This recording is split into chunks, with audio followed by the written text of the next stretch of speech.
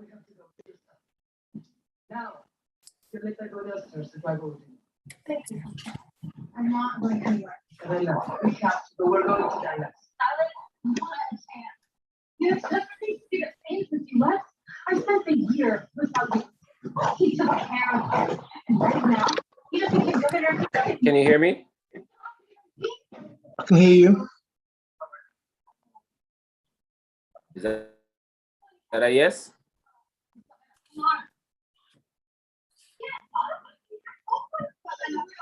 Fe, que.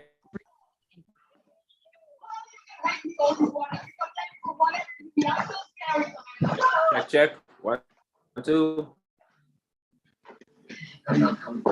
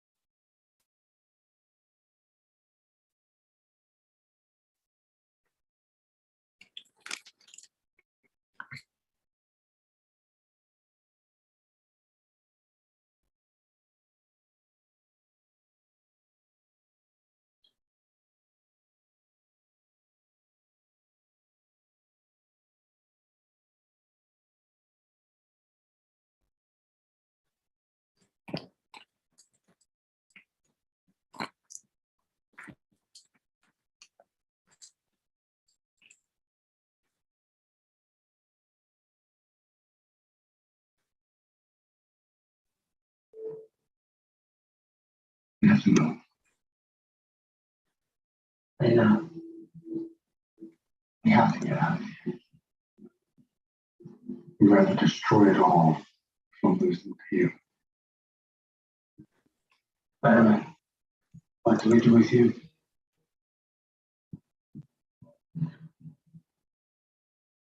At this point, I have no use for him anymore. Let's go. We're going to leave him. What about Isabella? I said, let's go.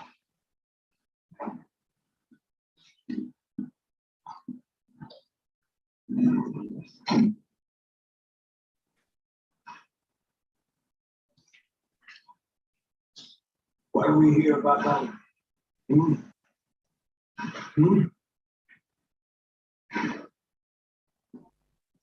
What are you up to?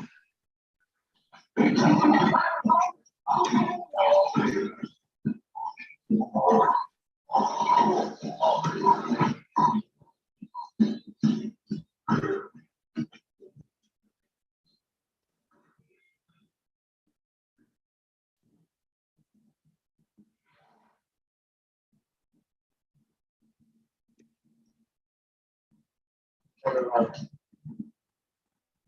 We're not going to get us. We're going to the airport. That's one of the things to raise that. Get the ball. How do I know she wasn't asking me to meet her with a funniest gun to her head? Maybe the book doesn't even exist and it's an excuse to get me there. I underestimated Epifania way too many times. Never again. I think she's telling the truth. Yeah? Why? Because if I know her, I know the one person that she mistrusts more than you. That Epifania. I believe her. Are you willing to bet your life on it? I am. She was trouble for me. She'll be trouble for you too.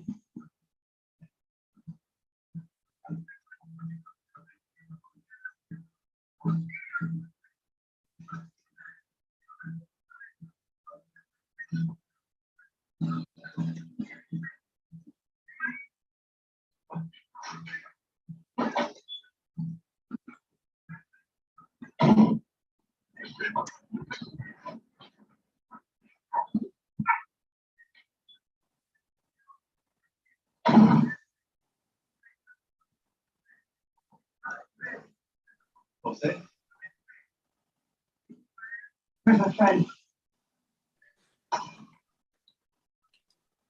Neither did I. How many are you? Just us?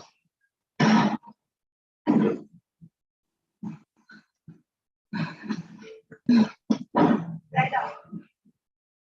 Lena.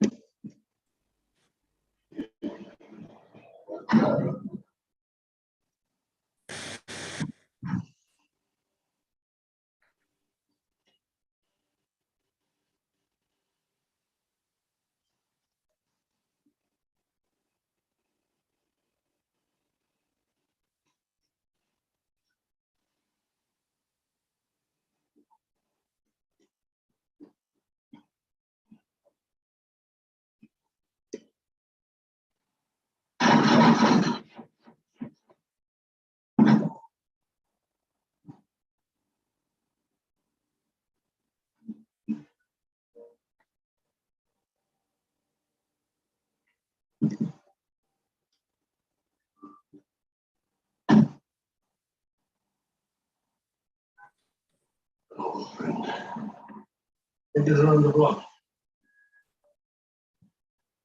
Kobe, my wife called me. I was afraid. Kobe. He stood me. Please, forgive me that I would find you. It was a mistake. Please, you do that.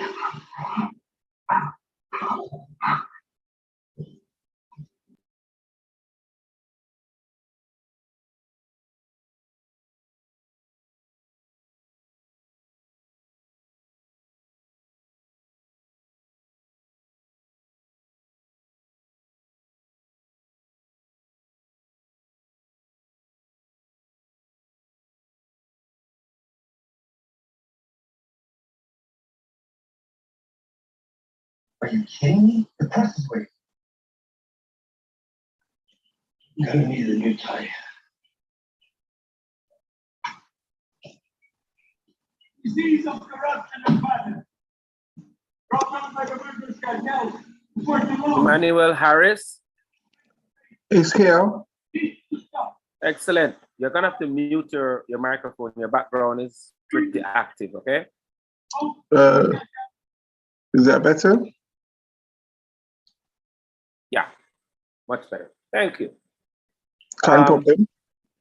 We are at that hour when we should be started. However, we only have a few participants, so I think we should hang in there for a few more. Everybody okay with that? Thumbs up if you're cool. Yeah. Alrighty. So we expect people to log on now and we will start. Let's have a few more numbers. All right. We're not gonna wait too long.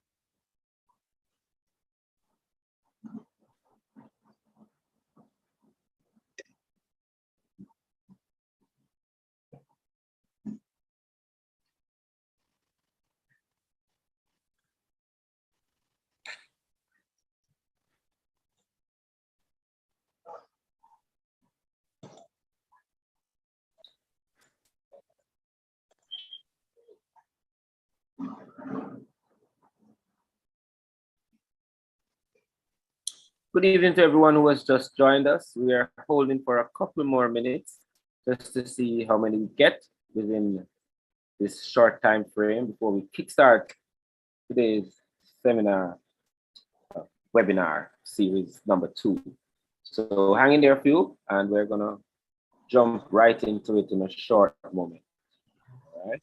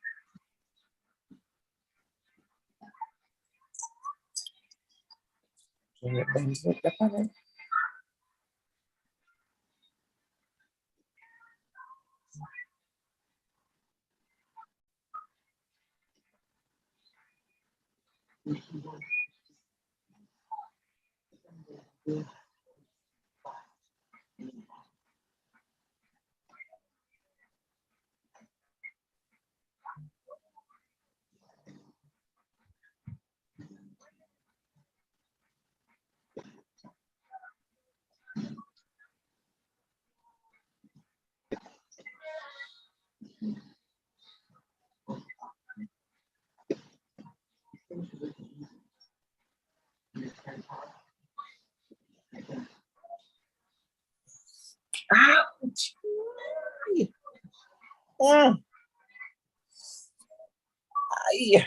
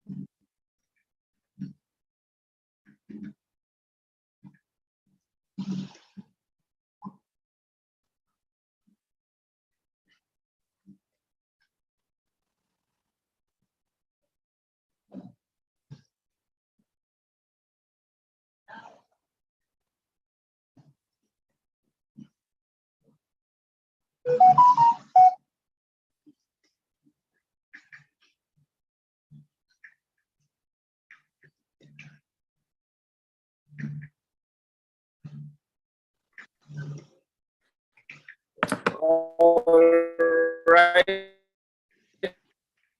This program, we are 12 minutes past the hour, and I think that is a grace period of much grace. Welcome, ladies and gentlemen, to number 2 in this webinar series by team of individuals that have come up with an amazing share in our diaspora to empower us in more ways, information and the tools that we need to succeed, following the footsteps of others who have paved the way before us. So I want to say a warm welcome to everyone that's logged on. And I'm going to ask that you mute your microphones until you are introduced or that you have something to say and you are requested to speak, so that we have a thing. Somebody says my voice is breaking terribly. Is it my voice that's breaking Jerry's voice? Jerry? Or to me, my voice is breaking terribly. All right, let me try and fix. Hold on. Fix the voice. 1 second, people. I'll be right back. I'll fix my voice.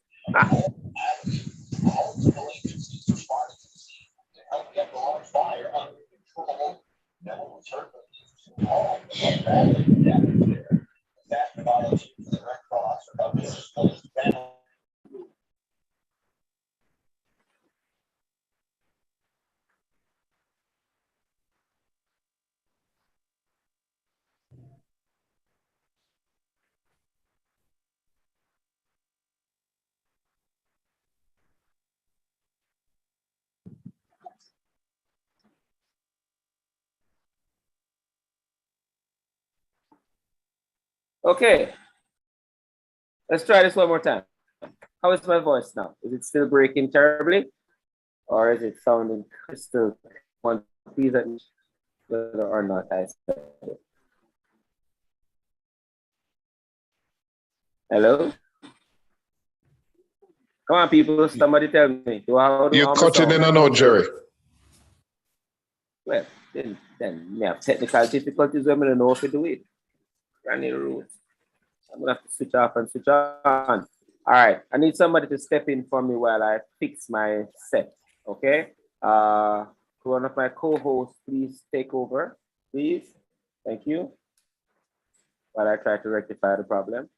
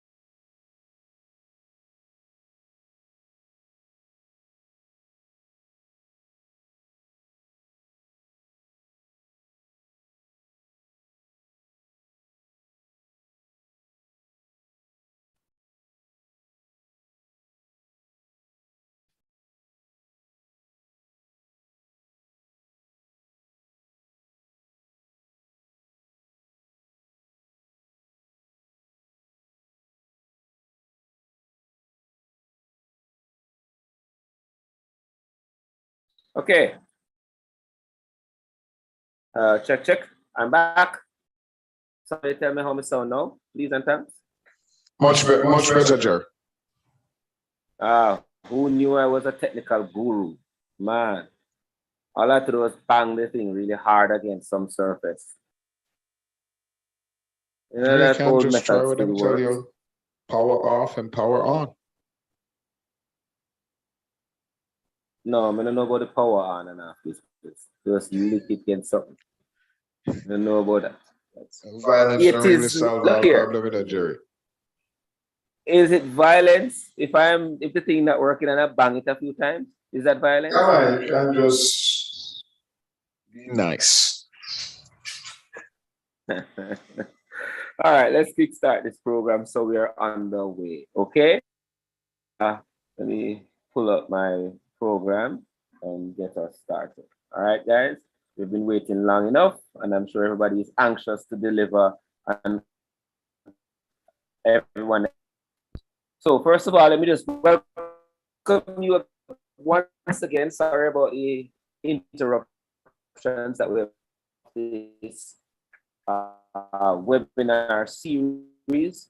And today we are looking at home ownership. USA, Jamaica, land procurement, all the issues that have to deal with renting, owning. As I Jerry, your voice is still cracking. I old, that's why. Maybe I that. All right. If we make you Faye, you have to take over for me then. Go on through. Please enter. Can you? Sure. Good evening, everyone. Are you hearing me? Good evening, everyone. I can hear you. We just want to welcome you to our program this evening. We're going to be diving into land procurement, property procurement, how to acquire real estate, home ownership, and renters' rights. I'm sure you're going to be learning a lot from our presentations. And of course, we're going to be having questions and answers where you can actually ask your questions and they will be answered. We have our host, Jerry. We have Dr. Karen Dunkley, Dr. Lily Tomlinson, Nadia Teep, Faye Gordon, yours truly, and of course I mentioned our main host, who is Jerry Benswick. Jerry, can you play the national anthem now, please?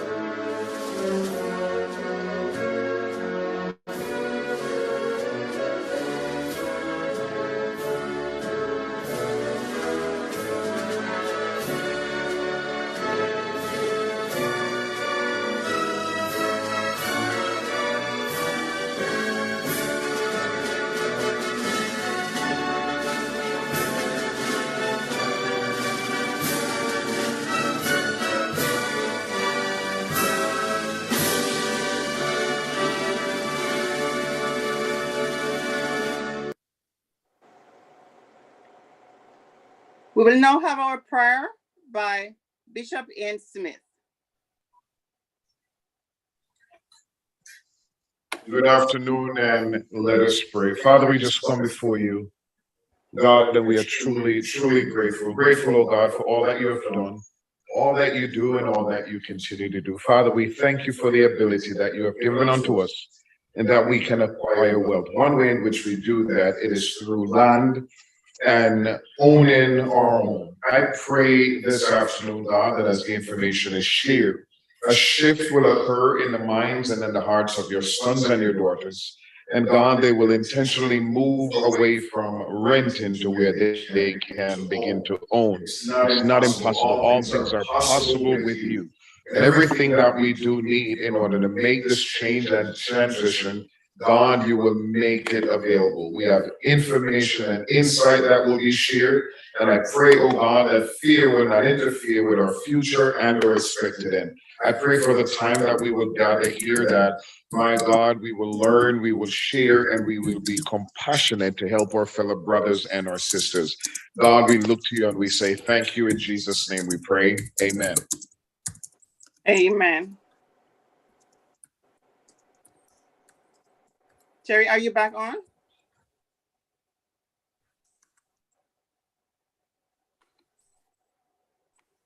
Okay, we want to take this opportunity to welcome any sponsors that are actually online with us this evening. We're going to announce the names later in our program. And we want to welcome all the presenters and all the participants who actually took time to join us this evening as we delve into this wonderful program of divulging information to individuals who want to own their own home or to purchase land.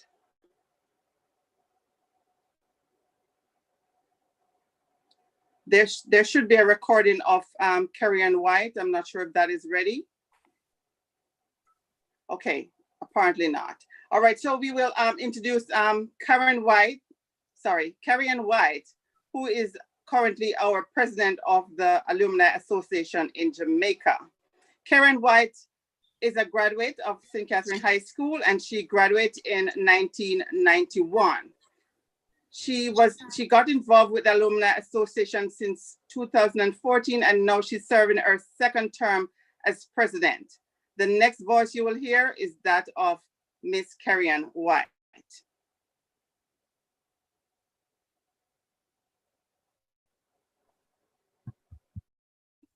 Thank you, Master of Ceremony. Thank you, Faye. Masters of Ceremonies, presenters, sponsors, warm good afternoon from the Rock in Jamaica. Now, it's my pleasure to bring greetings on behalf of the executive and members of the St. Catherine High School Alumni Association, especially those here on the Rock. St. Catherine High Alumni Association, we endorse all attempts, all occasions, all actions by past students or group of past students to put on events that will assist our past students, and in this instance, the Jamaica diaspora and those in the wider world. At St. Catherine High, we are proud to have a tradition of giving back, especially in our different year groups contribution. I always tell past students that it's very simple to give back to our school using the 3 T's, whether it's your time, your talent, or your treasure. And I'm extremely happy that you all have taken the time out of your day to attend this webinar. Special thanks to the organizers for planning and executing this Global Connection series. It's a wonderful initiative, and especially today's topic of home ownership, and that's everybody's dream. Now, as we prepare to celebrate our school's 75th anniversary next year, I encourage all past students to join the Alumni Association wherever you are. There's Northeast and Southeast in USA, in addition to us here in Jamaica. I will share a link in the chat with the Google form for you to connect with us. And lastly, I have to put in this plug. Currently in Jamaica, we are in day 3 of our national trials. And guys, it's an awesome feeling to hear our school's name, St. Catherine High School name, being called, because we have representatives at the trials and we're not just participating. So on Friday night, one of our current students, Sandre Davison, secured the title as a national junior champion for the 100 meter. Guys, he ran 10.2. And today he's going for the 200 meters. So I had to share that. I had to put in that plug. And I just want to wish us a warm good afternoon. Thank you. Awesome, Carrie. Thank you so very much.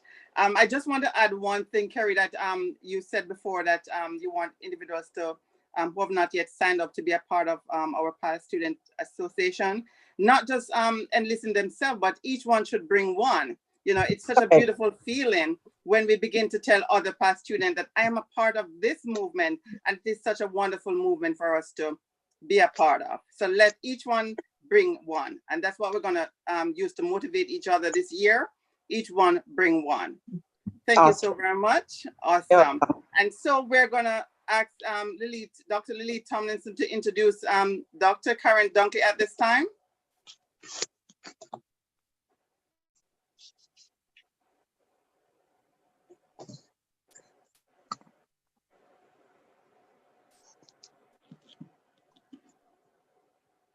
Just as she's coming in, please tell me if you can hear my voice now. Yeah, so we can hear you, Jerry. So go ahead. Good evening, everybody. According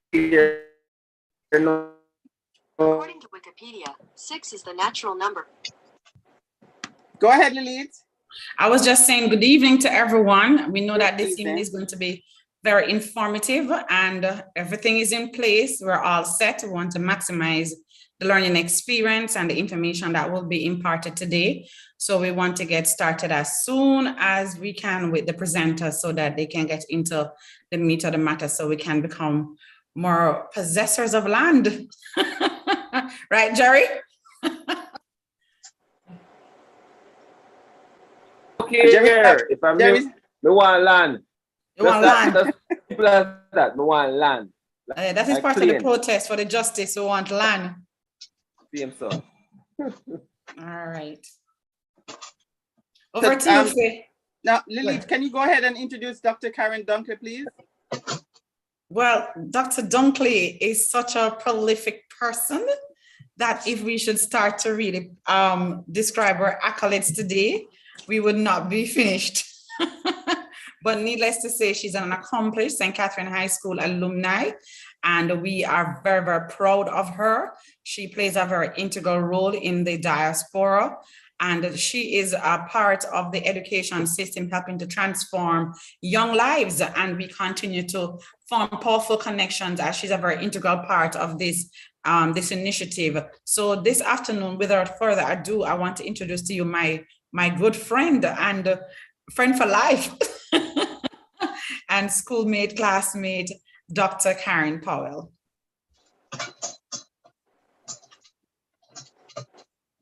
I'm not, is she on as yet, Faye? I'm not hearing her. Dr. Dunkley, are you here? If she's not here, we want to proceed to actually do the recording for Emmanuel Harris and Fadira Flash. Yeah, I think we should proceed accordingly. Okay.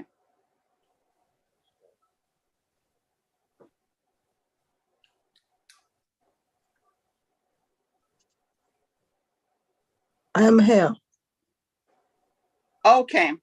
So I'm not sure exactly what happened to the recording. Is this Fadira Flash? Yes, she is. Yes. Okay. Can you just go ahead and introduce yourself? I'm sorry, we don't have the recording. Okay. Fadira Flash, I've been in the property for over 30 years now. I started off as a developer and an investor, and also I am an agent and I acquire properties for individuals as well as also participate in the property market. And I tend, you got the recording?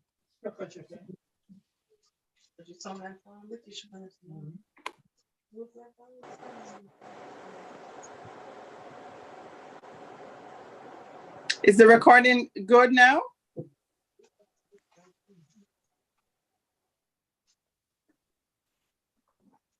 Fadira, you can go ahead and continue. Yeah, okay. What I was saying, that I've been in the property market for over 30 years, from back in the 80s, back in 87. I started off as a developer and investor. I also acquire properties for individuals as well. And when it comes to property, I'll say basically I'm very versed in the market, especially when it comes to acquiring properties for people, whether it be land, whether it be residential, commercial, and a lot of my properties also come to me off market. That are not, they're not advertised. They're usually straight from the vendor. Okay, great. Is Emmanuel Harris with you? He should be Emmanuel here. Harris is here. Yeah. Okay, Emmanuel, you can just go ahead and afterwards you can proceed with your presentation. I have not prepared a recording, but I will tell you what I do. I am qualified as an accountant, but provide and also as a financial person who arranges finance for individuals in the UK, for those who wish to buy residential houses or investment homes. So therefore, those who wish to acquire land, property in the UK, that is something I can help them arrange finance with. On the other side, in relation to declaring income, I can assist them with their taxes in terms of declaration, whether or not in the UK or if the UK government has a treaty with the country that they're in. Okay. So that's my area of specialism. Okay. Do you have a presentation that you have, or are you willing to just answer some questions? I can answer questions. Did you have something else prepared? No, I haven't. Okay. But I'll be able to answer questions. If I'm unable to answer, I will say so. Okay. So the first question I want to ask is, you mentioned that you do financials for individuals in UK. What about individuals who are returning residents to Jamaica? Do you actually advise them on how to go about acquiring land or property in Jamaica? If so, how do you do it? For those returning to Jamaica, because obviously I do not advise them in terms of purchasing, how to purchase land in Jamaica, because they're going from the UK to Jamaica. So that's for those transactions I'm familiar with in terms of financing. Okay, so you basically operate only in UK, correct? Correct. Okay. What about you, Federa? Again, I mean, when it comes to purchasing properties in, say, for Jamaica, I do have, I say, few people that I know that are in Jamaica that are in that field, in terms of real estate, that may be able to assist. But I haven't done it so myself. But I do know I believe I can connect and find out a bit more should I need to. Okay.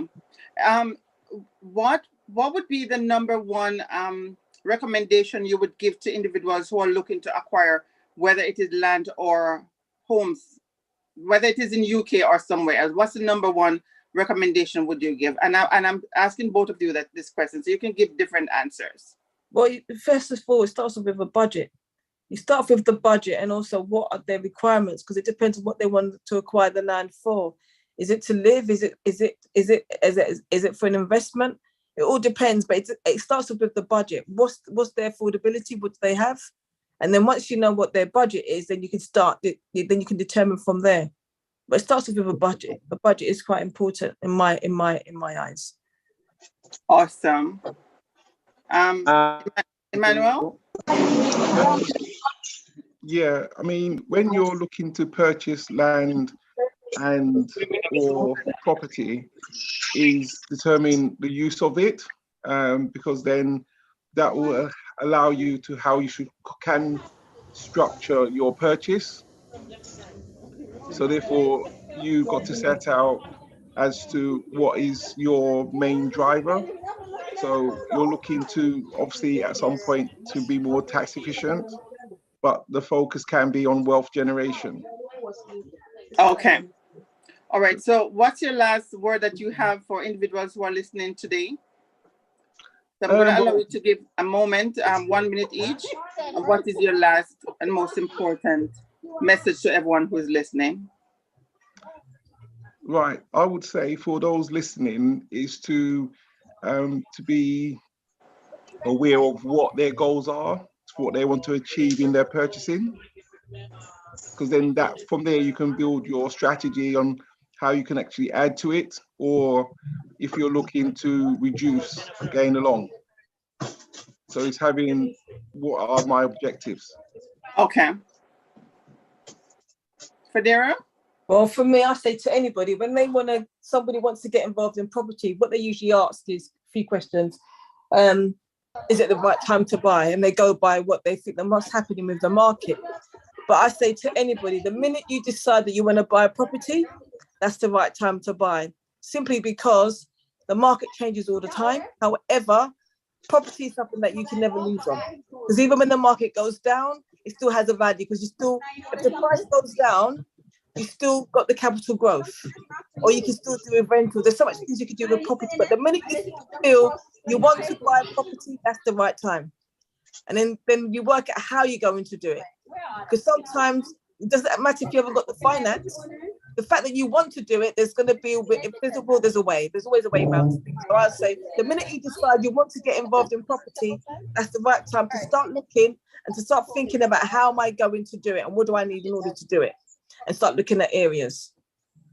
Thank you so very much for that information. And you said something just now, Federa, that even if you do not have the money, I find a lot of times individuals are intimidated by the fact that they don't have savings, or they don't have enough money to purchase a home. And so it is important to know that even if you do not have the savings, you can start actually buying a home or buying a piece of land. Thank you so very much. Jerry, I'm going to hand it over back to you. Yeah. Just in, Jerry. And Emmanuel. Jerry, I think you're still breaking out. I am. Yes, Karen, how are you doing? Jerry, you're still breaking out. Again. Oh, my Karen? son now. So good, shouldn't be the case. I'm at the high-tech thing on. Yes, Karen, you hear me? This thing is supposed to be clear. Please Karen, mute your thing. All right, can you hear me now? Yes, I can hear you. Go ahead, Jerry. All right. So before you in a nice way. Fedora and Emmanuel, properties and purchasing in the U particular. I was wondering if there was just a little bit more meat on the presentation that you had, that you were ready to share with us. I know Emmanuel said that he was answer questions, but I just wanted to know if there was a little bit more sauce and spice you want to add to the presentation. A little bit more encouragement, say for instance, people don't know what is available in the UK. I have no idea if I should take on purchasing in the UK. Does it make sense? Things I was wondering about. Is there something that you had to present on that? Like, hey, is this an attract investors for Jamaicans? Is this a place that we should be looking at? Something like that. Yeah, Fedora, you can go ahead. Okay. The UK is a very popular capital anyway, a country where a lot of business generates. There's a lot of business generating within the UK. You got London, where it is the capital, where property prices are high, but also there's a lot of attraction in terms of tourism and also business. But you also got outside of London. So I say for anybody that wants to come into the UK, especially if say we're looking at from Jamaica, again I say it all starts on your budget. Mm-hmm. It starts on a budget. What price range are you looking at? And also what's the benefit to you? Is it because it's somewhere you want to live, or is it something that you want to use for an investment? Mm-hmm. So it does depend, but in terms of, again, finances, there are many instances when you can purchase a property with little or no money. And I say that because I've done it myself on many occasions. And it all depends on the vendor that you're buying it from, and also what kind of packages they have. But in terms of when it comes to borrowing for people overseas, it's a different ballgame. I wouldn't know how that works. So for people overseas coming into London and looking to seek finance, I'm not too sure how that works. I just know really what happens if you're going to buy a property and whether it requires, what kind of money it requires for you to put down, whether you're going to buy it cash or you're going to buy it with some form of funding. But then again, there's also instances where you can joint venture with individuals. For instance, if you see a property, if there's a property that you're able to acquire, you might be able to find somebody that will then finance it for you, and then you share the profits that way. So there's different ways. It's really trying to be creative, but also seeing what's out there, because you never know who you may meet, who you may speak to, or who has the finances or the ability to purchase with you. Mm-hmm. Okay, well, that sounds like fun. All right, thank you very much for adding that presentation. We appreciate your candor. Right, I'm still here. Emmanuel, you're still here. You want to throw 2 cents on that for us? Yeah, I mean, when you're looking to purchase a property, there are different ways.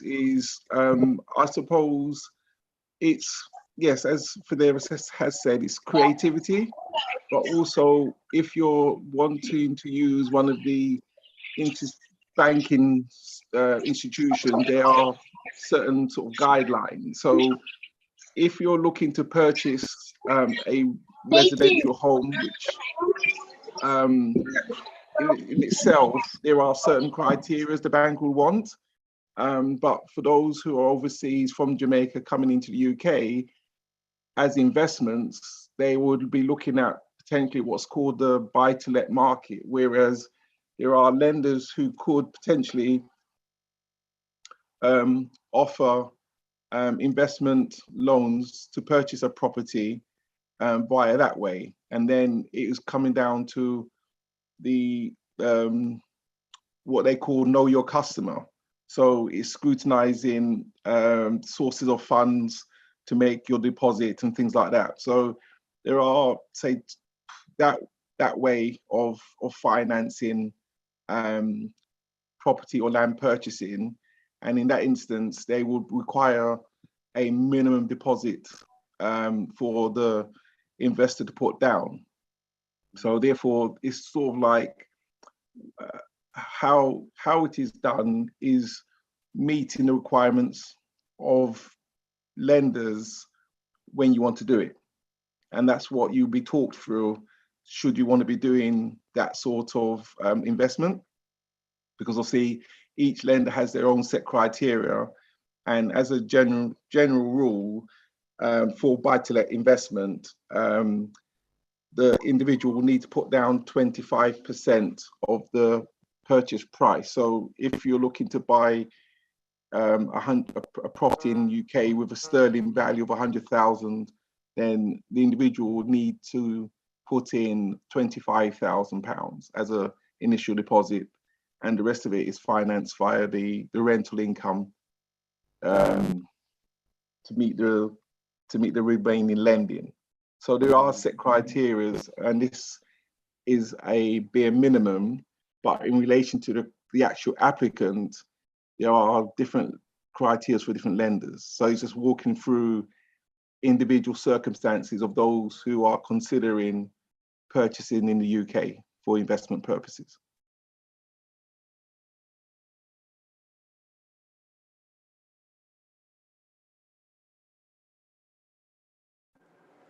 Kick the ball off pretty nicely, and the ball game is played.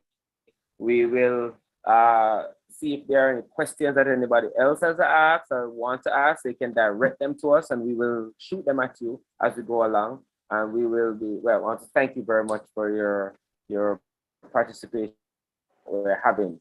Sure. And no problem. Jump right. Thank you very much. And we're going to jump right in and bring in our other presenters because of time.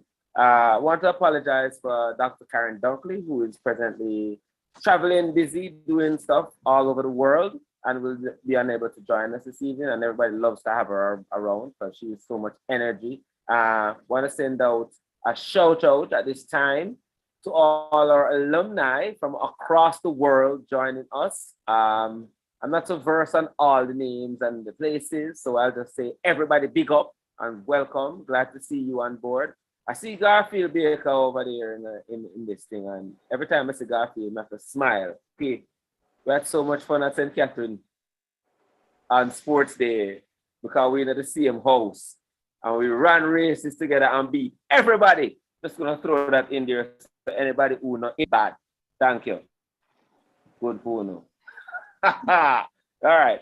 So our next our next presenters, ladies and gentlemen, since Karen Dunkley is not here, Nordia T, I believe. Am I correct? Let me make sure I'm right. Tell me if I'm right. Faye, next on our program. Wait, I hope I see screen this mess. You're sharing? Is that you, Faye? Yes. We should have had a presentation by Nordia T, Right. which was not done. I'm not sure if it is ready. All right, no problem. That's not an issue.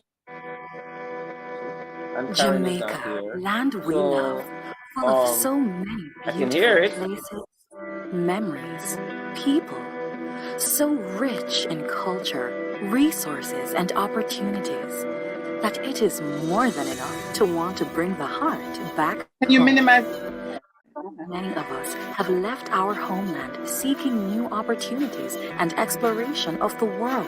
And now, many of us in the diaspora are trying to find ways to show our love for our homeland and those we left behind.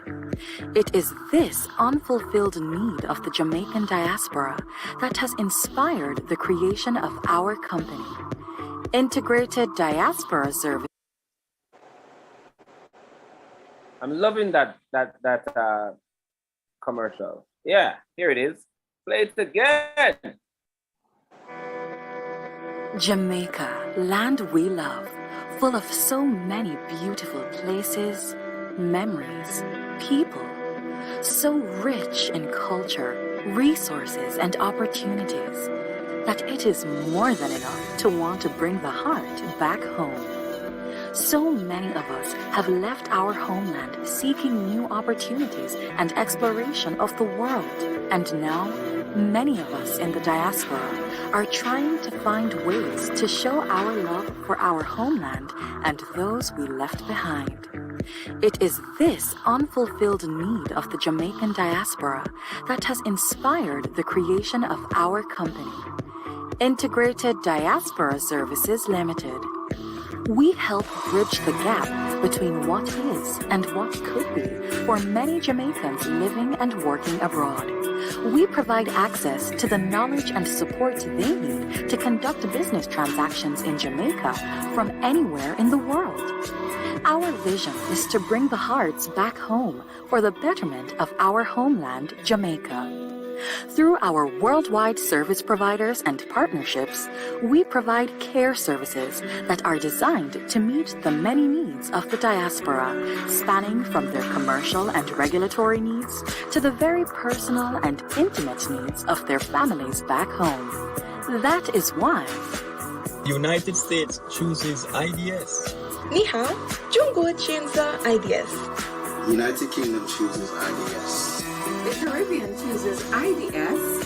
Kazakhstan, IDS, Canada, Afrika inachagua mawazo ili kuleta uzalendo.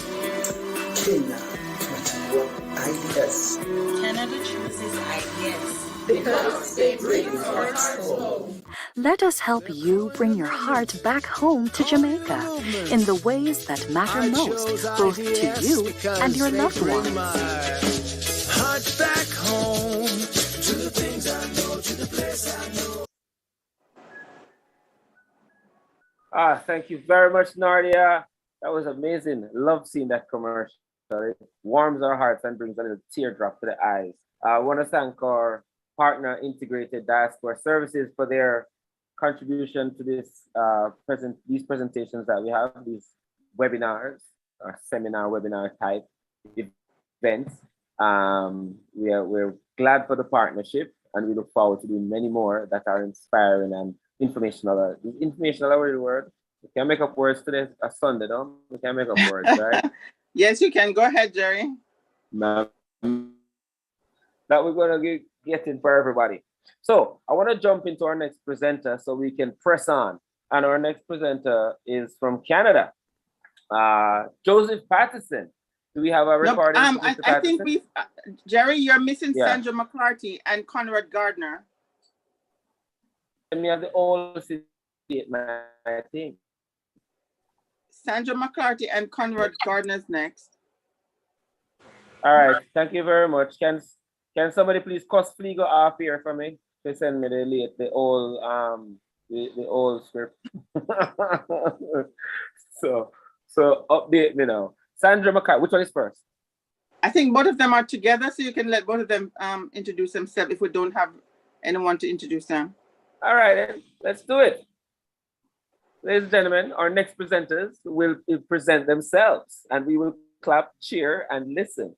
So, Sandra McCarthy and Conrad Gardner. Mr. Conrad Gardner. Ladies and gentlemen, please welcome them.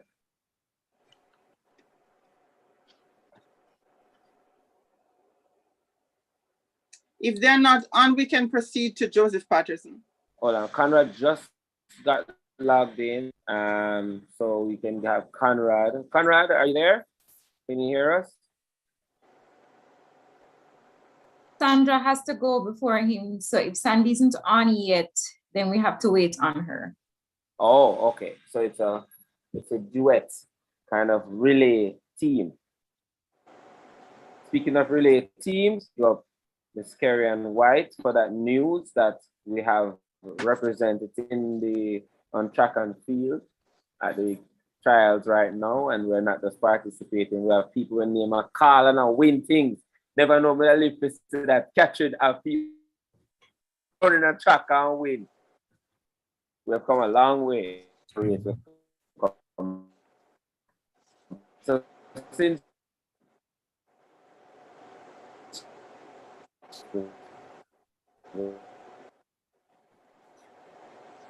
Hello, good afternoon. Good afternoon. Is this Conrad? Yes, it is. Okay, Conrad, we're trying to wait for Sandra McCarthy. Are you supposed to go together? Yes. Glad to have you. Good to be here. Sandra will be on in a minute. Okay, so we're gonna someone else up and then you can come after, okay? Okay, Jerry, no you can worries. go ahead and introduce Joseph.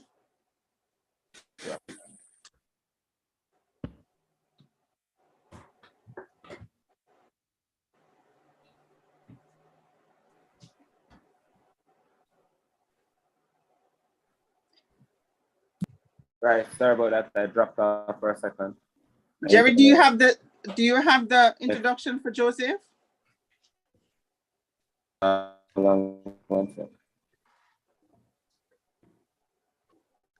1 second here. Slightly jumbled up at the moment. Check. Good afternoon, all. This is Joseph Patterson from Allied Real Estate here in Canada.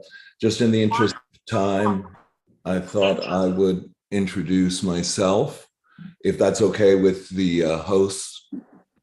Yes, go ahead, Joseph, that's fine. Thank you, Joseph, for jumping in and being a savior. Problem, glad I could help. So Joseph Patterson, I'm with Allied Real Estate here in Canada. I'm also a partner in Allied Real Estate in Jamaica. Our international brand is fastly becoming recognized as we expand across the island. Currently, we have offices in Mandeville, Old Harbor, Ocho Rios, and soon to be opening a Kingston office. We've also aligned ourselves with various lawyers to handle our conveyance matters, as well as IDS services, whereby we can assist the diaspora here in Canada addressing their needs for land acquisition, property acquisition, or disposition as it is. What we found here in Canada is a lot of first generation settlers here, immigrants or now Canadian citizens, are returning home and or finding out that they have property at home, but they just don't know where it is. They know it's in St. Catharines or Yemen. My parents come from Kingston. So, that's just the common thread. So with IDS and Nordia assisting us, we're able to intervene and find out property locations, ensure that they have TRNs, ensure, what is the next step in disposition of that property. And typically when they find out the value of the property, they say, well, maybe we want to buy something there in Jamaica. And how do we go about that? Again, because we are a full service brokerage, and again, we've been in business for years and years. I don't want to date myself, but I'm familiar with Fred Flintstone. With that, we assist them in acquiring properties. Before the philosophy was they were going to go to Jamaica and build a big house, or they're going to buy land. Now it's kind of shifted where they want a income property, something that they can use themselves part-time during winter breaks. Am I clear with everyone, or I hear some buzzing? You're really clear. Go ahead. Crystal. Okay, fantastic. So we're finding that a lot of them they would like to acquire properties now, South Coast, North Coast, anywhere where they can do some Airbnb where it will generate income, as well as have a place because they're sun worshipers, or they just want to go back home and spend a couple of weeks at Christmas, a couple of weeks at Easter, summer vacation with the kids and family, and reacquaint themselves with their roots and culture as it is. And one of the questions you asked previously to one of the guests was, what about financing? Well, here in Canada, the real estate value is extremely escalated as it is. And acquiring financing here, if you have significant equity in your property, it's quite easy to get a line of credit. So for a $300,000 line of credit here in Canada, it's prime minus 0.5%, which really works out to something like $1,000 a month interest only payment. But that $300,000 Canadian can buy a very nice, a lucrative property in Jamaica, that they can purchase cash instead of going through the finance component in Jamaica. However, we are able to assist them and, more or less work through a balance sheet, work through a budget, understand their needs and their concerns, address those needs and concerns, and then show them where the true investment is, where they will find real value for money. And I think I'm going to leave it there. If there are any questions, I'd be glad to answer them. So Joseph, I'm going to ask you to do one thing for us. If you could put your information in the chat so individuals who want to contact you can do so. But Absolutely. The question I want to ask, if someone is living in the United States and you're in Canada and you said you have offices in Jamaica, can they still connect with you even though you're only in Jamaica and Canada? Absolutely, they can contact us and contact our office.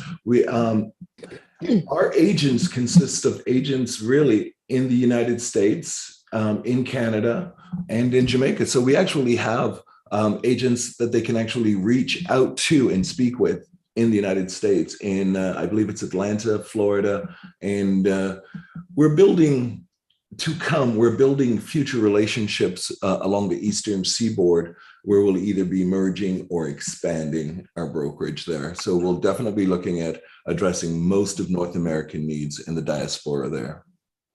Okay, I have another question. You mentioned that you're a one-stop shop.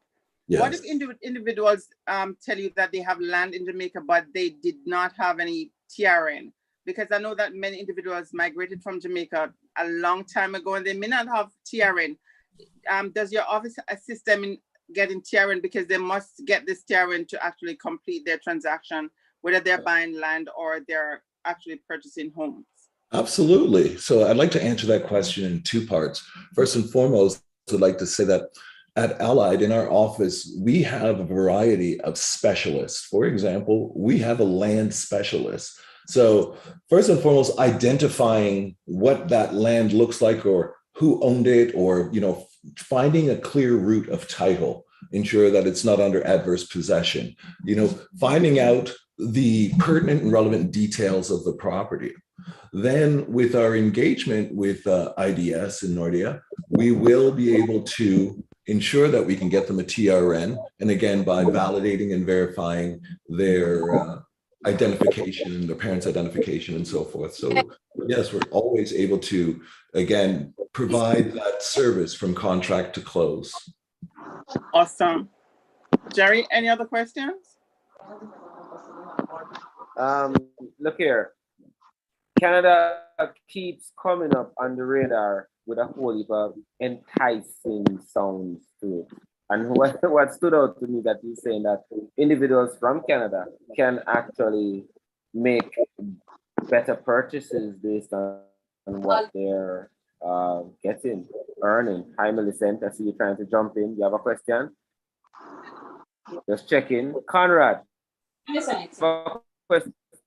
was thinking of things already, and I'm asking anybody in the chat, please feel free to do so. My one question is, you're saying it's expensive to purchase in Canada now, but let's say I really live in Canada. Jerry, you're breaking up a little bit there. This is a nice area. Yeah. You're breaking up. I'm sorry. I'm so sorry. I'll type it in the chat. Can you hear that? Yes, that's fine. If you type it in the chat, I'll gladly respond. All right, cool. Let's continue. Okay, so Joseph, there's one last question. In terms of acquiring your title in Jamaica. In terms of acquiring, sorry, I missed it. In terms of acquiring a title for your property in Jamaica. Say, for example, my grandmother died and left a piece of land for me, but now I want to get the title. So how would you explain to me how I should go about getting the title, and explain to me what joint tenancy and tenancy in common is? Are they the same thing? Can I just go ahead and put anyone on my title? Those are actually great questions, and I'm going to answer them in sequence. But well, first of all, even though I have years of experience in real estate, I am not a lawyer. But as it comes to joint tenancy and tenants in common, you should look at it as if you put up two fingers and form a peace sign, right? The tenancy joints at the knuckle. So joint tenancy, what that enables or entitles you to do, if you have 4 people in title, and as they drop off, the title reverts to the next in line or equal shares of it. Where tenants in common, they have the ability to bequeath their ownership in any property to their heirs and executors down the line. It never reverts over to the other owner on title. Okay? Okay. And I hope all the lawyers, and I know that Marion Russell's in there, and I hope some of the other solicitors are there, give me a thumbs up as a good answer. As it relates to finding titles in the land titles office, the good thing is I don't have to do that because we have a land specialist within our office who is fantastic at identifying properties, obtaining titles, and even tracing back the historical value of that. Also, there is somebody, my good friend, I would like to say, and more or less brother in Jamaica, and you see him, he's popped up there, Sidney Morgan. He always explains to me the differences that we have from North America to the Caribbean in how we address conveyance, title matters, title insurance, deposit structure, trust accounts, and so forth. And it's a little confounding because in Canada, we actually draft, present, accept the full contract on presentation instead of the offer to purchase that we use here. We also hold deposits within our brokerage, and transactions are closed in the shortest period of time, 15 days. So we go from contract to close. If somebody is interested in expediting a sale, we can do that from beginning to end within 15 days, which is unheard of. Okay. But as far as titles in our title system, everything is done electronically, and we can find titles. And if not, we also have safeguards in North America in respect to title insurance, so that if there's ever any discrepancy with the boundaries, that's covered off by the title insurance, whoever is at loss. That said, I hope I've answered everybody's questions. Okay. Tamika Jordan may want to expand on your answer in a moment, but Jerry also asked you a question. He said that if he wants to buy in Canada, where would you recommend as a reasonable a nice area for him to buy in? I would say Ocherius, only because in Canada right now, a one bedroom, you like that one, did you, Jerry? A one bedroom, if I can share a quick story with you. There is an agent in my office in Mandeville who has a very good friend here in Canada and who's been working in Canada for the last 5 years. She's currently renting a small basement apartment, and her friend asked me to assist her in acquiring a property. She does have, I want to say, she has a budget for a single person working, and we're looking at $500,000 Canadian. For $500,000 Canadian, we're looking on the east, so Pickering, Ajax, Oshawa, Whitby, and if you're familiar with Ontario, that's just outside of the GTA, say 30 minutes, 45 minutes outside of the GTA. And the inventory, there is only 37, inclusive of condominiums and apartments, or what you call stratas, and bungalow homes, small homes. There is only 37 as of last night. As of this morning, there's only 24, and 4 or 5 of them are still under contract, but are waiting for the deposit checks. So there is limited, for a budget of $500,000. It's $500,000 Canadian. It's very limited inventory. So, living in the city, great places to live if you want to be by the water is Oakville, Etobicoke, Mississauga down at the south end. If you want to live in the city, you have Mississauga City Center. You have, well, everybody knows downtown Toronto, but there are some nicer homes with real value as you go north to Markham, Unionville, Richmond Hill, Vaughan. You have Woodbridge. There's some fantastic areas. It's just affordability is sometimes just a little unbalanced right now. And what's interesting is interest rates are relatively low. We just had a hike recently, which brings the interest rates up to 3.15% or something like that. And so your money carries a lot of home, but house prices, the inventory for house prices is low, and you're in competition. I was in an offer presentation for a property of $2 million that ended up selling for $2.7 million, and there were 15 offers. Wow. Yeah, so it's fascinating here. It's all right. Dynamic market. Okay, thank you so very much, Joseph. We're gonna need your information in the chat so we can share it with others as well. So thank you so very much for your presentation. We're going to go back to Sandra McCarty and Conrad Gardner. Can you go ahead and introduce yourself, Sandra and Conrad, and go ahead with your presentation? Absolutely. Thank you so much, Madam MC Moderator. I am Sandra McCarty. Good evening to you all. Good evening. And thank you, Nadia, and to the St. Catherine Alumni Association for including Conrad Gardner and myself in the Global Connection webinar series. So a quick bit about myself.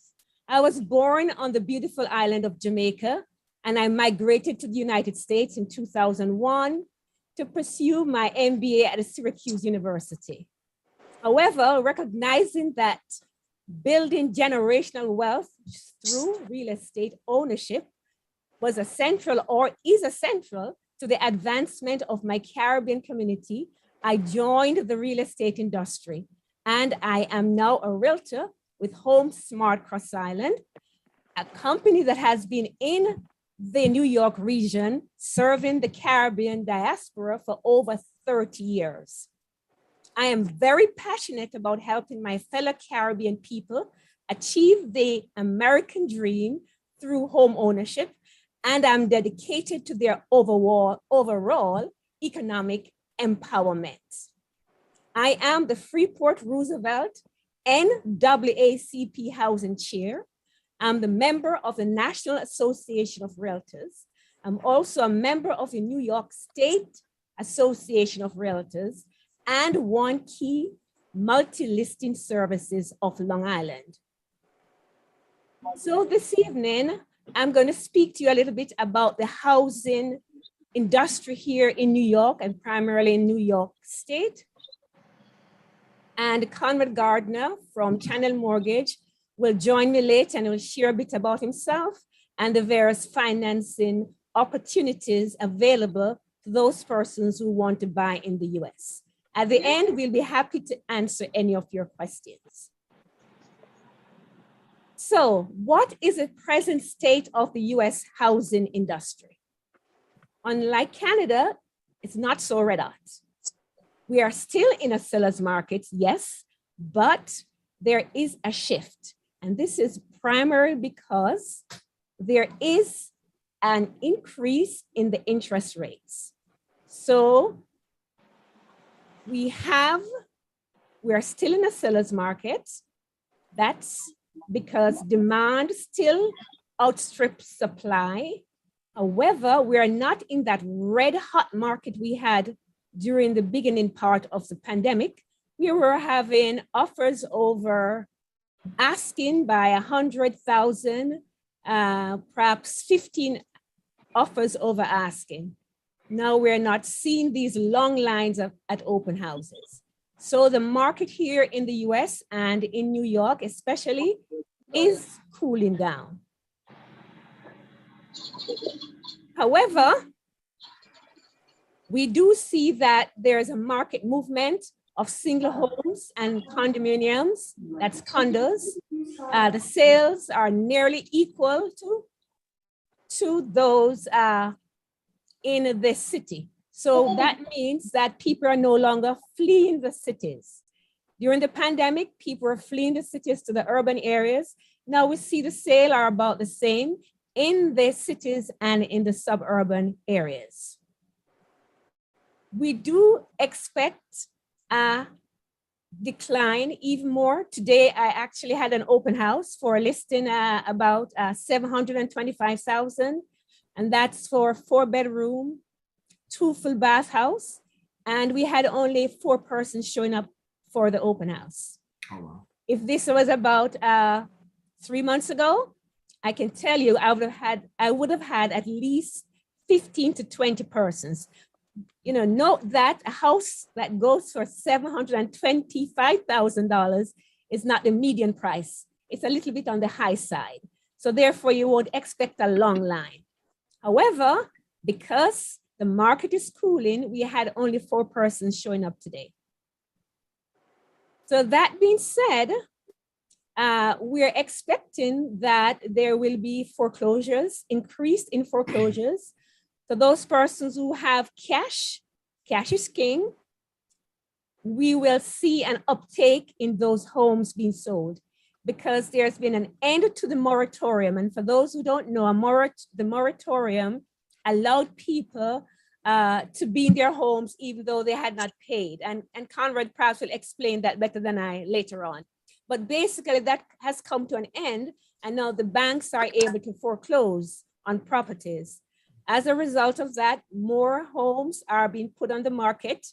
And if you have cash, all cash, you can purchase a home perhaps for 400,000, 500,000. Awesome. All right, so let me share a quick bit about the steps. If I have time, I could just share that. If not, I could table it for later. No, go ahead and share the steps. Okay, so the steps for buying homes here in the US perhaps is the same like Canada and Jamaica. But one of the important things for you to know is how much money can you afford to spend on a house? And here's a rule of thumb. People should look for homes that cost no more than 3 to 5 times their annual income if the home buyer plans to make a 20% down payment and have a moderate amount of other debt. So that means you don't have a huge amount of debt like student's loan or expensive car. So you should not try to buy a house that's 10 times your income. Try to keep it to 3 to 5 times your annual household income. The next very important step is to get pre-approved or pre-qualified, and Conrad is going to speak more about that. You need to know exactly how much money you can afford before you start shopping. And once you know how much you can afford, then you come and find somebody like me. I can help you find the right house for you in the exact neighborhood. And my job is to work with you very, very closely. It might take 3 months, it might take a year to find you exactly what you're looking for. And there are other steps, but I'm going to stop here and allow Conrad to come in. Okay, so before Conrad actually starts speaking, Sandra, I'm going to ask you to put your information in the chat as well, so others can get in touch with you should they choose to. Thank you so very much. And we're going to, please stand by. We're going to ask you maybe 1 or 2 questions afterwards. Conrad, can you go ahead? Hi, good afternoon, everyone. Good afternoon. Yes, I'm Conrad Gardner. I'm the president and CEO of Channel Mortgage. We are a independent mortgage brokerage here in the United States, based out of Queens, New York. And our office specializes in a wide variety of mortgage products, one of which I'm going to talk to you guys about today is specifically about foreign nationals who are, folks outside the United States looking to purchase within the United States. I've known Sandra for, 10 years now, and plus we've done business together over the years. Like the gentleman was saying, I'm born and raised in Jamaica, West Indies, from St. Catharines. I am one of those transplants you talk about. We talk about my parents have property down there, and all of a sudden you find out you have property and you don't know what to do. So yeah, I'm one of those folks. So I know I don't have a lot of time, so I just want to jump into not all of our finances. I'm going to talk to you guys specifically about financing geared for, I guess, many of you here on this webinar, and that is financing for foreign nationals. Pretty much, as it sounds, the foreign national loan programs that we have basically is for non-US citizens, non-US residents. So you cannot live or work in the United States to qualify for this program. So that's important to know. So if someone has a US passport and happen to be overseas, you wouldn't be able to qualify for this program. The way we use this program is, as a foreign national, we would ask you to open a domestic corporation here within the United States. And we would do the financing through that domestic corporation. Typically, the only restriction in terms of being a foreign national is that you cannot have any diplomatic immunity. If you have diplomatic immunity, basically you would not qualify for the program. It really comes down to being able to exercise legal rights against the property. And as many of you know, that is not possible with a person with diplomatic immunity. Typically, we do loan amounts up to $3 million underneath these programs. Any type of properties, really, 1-family homes, 2-family, 3, 4s, condominiums, and we have a unique type of properties here called cooperatives, co-op apartments. That's the only one that we really do not do the financing on. The purchase, the down payment required for these programs, it's basically dependent on the loan amount. So we have some loan products that would help that would allow 20% financing on that foreign national loan. And as the loan amount goes up, the required down payment also increases. So for example, if you're buying anything over $1.5 million in the US, typically you would have to have 30% down as your down payment. If you go up to 3 million, you will need to have 55 to 60% of the purchase price down on the contract. Typically, if you already own properties here within the US, we could have you cash out on those properties and take money out from the properties here in the United States. Let's see, what else? Important to know, you do not require any US credit, okay? So which is really important for folks to know. We use 0 US credit. We do not do any income verification. Typically, we would ask for your CPA in your country to attest to your financial health. And we would just ask that you show the funds to close in a bank statement 1 to 2 months, depending on the loan product. And again, that could be in a bank account in your country.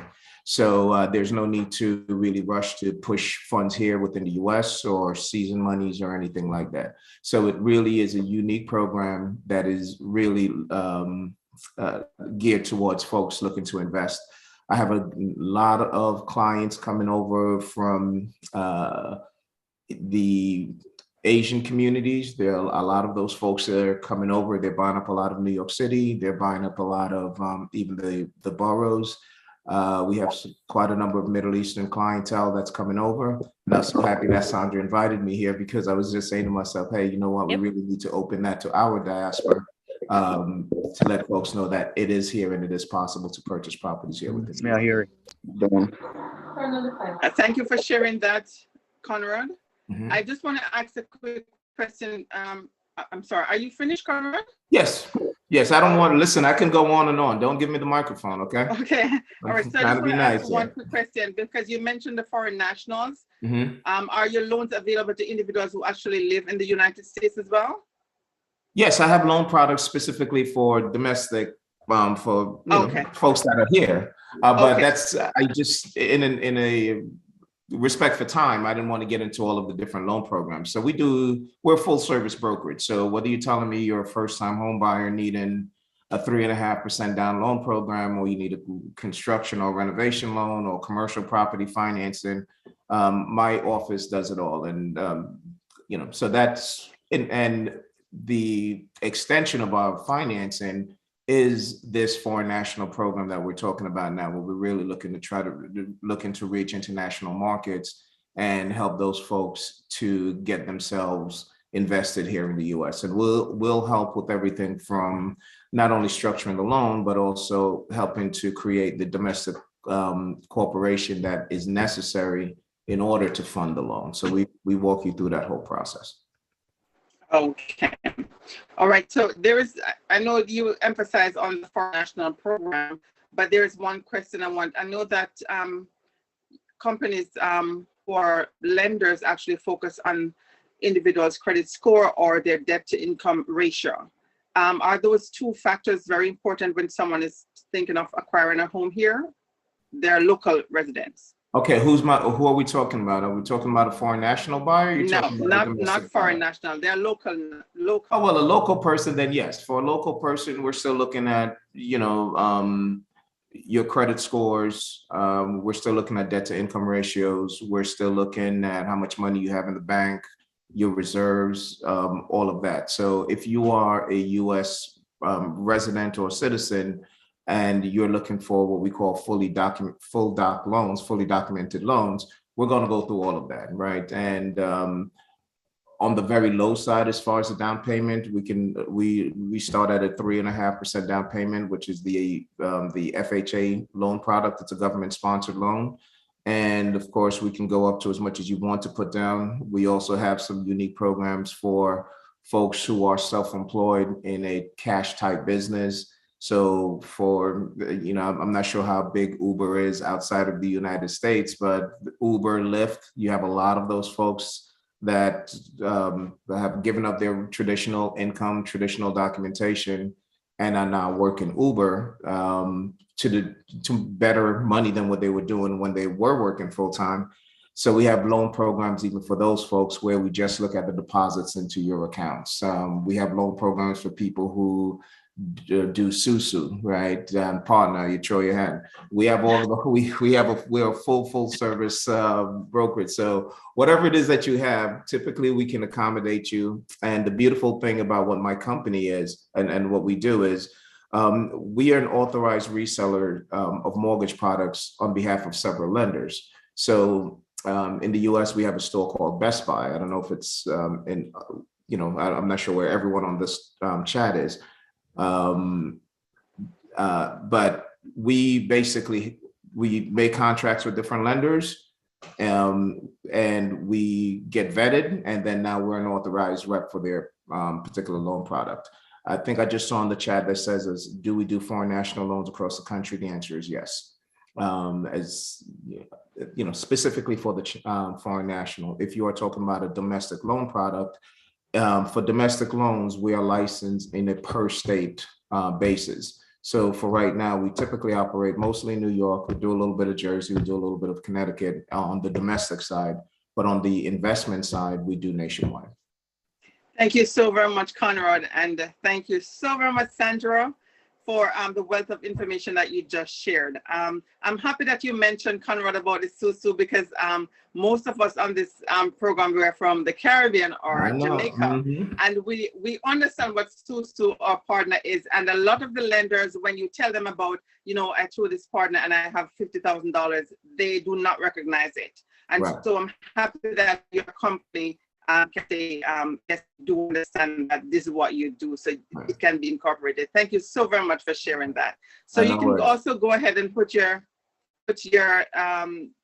information in the chat, so we can get in touch with you afterwards. Faye, there's a question in the chat. There's a question in the chat. You might have overlooked it. Go ahead. Regarding the interest rates, Conrad, that might be a question. Yes, I did. Oh, interest rates. Well, unlike Canada, we're no longer in the 3% interest rates. That was a thing of January 3rd of 2022. We had interest rates in the low threes. And from January 3rd to this day, the interest rates have actually increased on a daily basis. Daily basis. It's terrible. Which is actually what Sandra was talking about, that cool off, right? So in a matter of, and this is unprecedented in the entire history of the United States financial markets. Interest rates have never moved this quickly in mortgages ever in history. So what happens is we started January 3rd, we were quoting 2.99. By January 10th, it was mid threes. By February's mid fours to right now, we're literally quoting on a 30-year fixed full doc loan. We're at 5.75 into the sixes. And for folks who are looking for these foreign national loans, you're looking at something that begins in the mid sixes and somewhere in the mid sevens, depending on credit score, property type, exactly, et cetera. So yeah, our financial market has really gotten expensive over the last few months. The first half of this year, it's just been brutal. And that's why, Sandra, sorry, I mean, I have nothing to do with the interest rates, I promise you. But that's why only 4 people is at your open house instead of the 50 that's usually there. That's one of the big reasons. And everyone is being conservative now with their money, because I think Sandra mentioned it, cash is king. I want to ask Sandra one question before you both leave the stage. Sandra, what stage do you recommend that individuals get in touch with a real estate agent? Is it just when they show interest, when they get pre-approved? At what stage do they get in touch with you? I believe the best stage is when you're thinking about buying, even before you get pre-approved, because I work with some really good lenders like Conrad Gardner, and I can help you point you into the right direction. So if you're thinking about buying a house right now or investing, give me a call and I will walk you through the entire process, including in that is making sure that you speak to the right person who can pre-approve you, especially in this market with these high interest rates. Awesome. Thank you so very much, Sandra and Conrad. You can, individuals who are interested will get in touch with you. Thank you so much. Okay, no worries. I'm going to hand this back. Yes. You want to say something, Sandra? Yes, thank you for coming. I'm going to hand this back over to Jerry. Jerry? All right, so maybe Jerry's having some technical difficulties. So I'm going to go right into introducing Mr. Sidney Morgan. And he's one of the Central Jamaica's leading real estate brokers. He's founder and managing director of Allied Real Estate Company Limited. Sidney Morgan holds a high standard of excellence within the real estate industry with a qualified team of licensed real estate sales representatives, valuation surveyor, and support staff. He provides a one-stop shop experience for all your real estate needs. Ladies and gentlemen, I present to you Sidney. So Sidney? You're muted. You're muted, Sidney. Thank you. Thank you. All right. Thank you Hi, so Sidney. much. Hi, how are you? I'm okay. Glad to have you. Welcome. Yes, thank you. Greetings from Jamaica. Well, you know, I was initially going to just do the Zoom on the beach, but I didn't want to. You didn't want us to feel bad here, right? Absolutely. I saw Miss McCarthy with the palm trees, and I said, man, I should be having the way to bring me a nice Mai Tai or something like that. But thank you guys so much for having me. It's an honor to be here today, and the presenters have been awesome. I'm also getting a wealth of information, kind of seeing what's on the other side. But where Jamaica is concerned, our beautiful island, I think, as you guys would well be aware, we're a little behind. So in that regard, Conrad is a mortgage broker, and maybe 3 years ago, and we know in the States, mortgage brokers account for about maybe 80% of loan origination. Is that correct, Conrad? Am I close? About 80% of loan originations? Yes, mortgage brokerage as an industry, we represent a solid 40 to 60% of loan originations, unbeknownst to a lot of folks, because we work through a lot of different agents. So we aggregate to the banks, but a lot of folks don't realize that even when the bank presents their number, 30 to 40% of every bank's number comes through a broker. Right. So we represent all of the major lenders on our side. So, in the same way, here in Jamaica, only about, I think 10 years ago, we had only 2 mortgage brokers in Jamaica. Really? And now I think we're nearing something like 12 entities, right? Allied Real Estate or ARC Mortgage Consulting being one of those entities. And so I'm seeing that we're a little behind as it relates to your market. So more recently, in Jamaica, I think as Alan Greenspan said a few years back when he was the chairman of the Fed, that real estate wasn't a big market, right? It was made up of little bubbles. And so what's necessarily happening in Kingston is not what's happening in Mandeville. It's not what's happening on the North Coast. The hottest market in Jamaica at this moment, aside from Kingston has always been hot. In fact, they've increased the amount of livable rooms for developers to construct more units. We can now go higher and so on. But in St. Anne, Runway Bay, Discovery Bay, and the works, you have Jamaica's first $1 billion US investment, which will host 10 hotels, 2 casinos. You also have developments like Paradisiac, which are 1,100 homes, and also beachfront properties, which the high-end market hasn't always been here, but we see now that it's coming. So you have yacht slips, jet ski docks, and a price point of about $2 million US. And I see where there may have been a paradigm shift coming from your market to this market, because those $400,000 and $500,000 homes like at Pyramid Point, Fairview, Out of the Blue, I mean, the list goes on and on. They're selling like hot bread. The average time on the market for these properties are about maybe 30 to 60 days. So conversely, we're seeing the exact opposite. But again, I'm sure it'll catch up with us at some point. But one thing I know for certain and for sure is that until mankind decides it's okay to live under a tree, real estate is always a sound investment. And most affluent persons or persons of wealth, will tell you the same, that the majority of their portfolio would have been in real estate holdings. So in Jamaica right now, if you're looking for investment property, we have been instrumental in repatriating literally thousands of persons from the tri-state area. If I go into Mandeville town right now, or most towns in Jamaica, I'm gonna see persons that live in Rosedale, Queens, that St. Albans, Springfield Gardens area. A lot of those folks are here, and a lot of them are taking the equity out of their homes in the States and purchasing cash in Jamaica. So we're seeing a huge shift.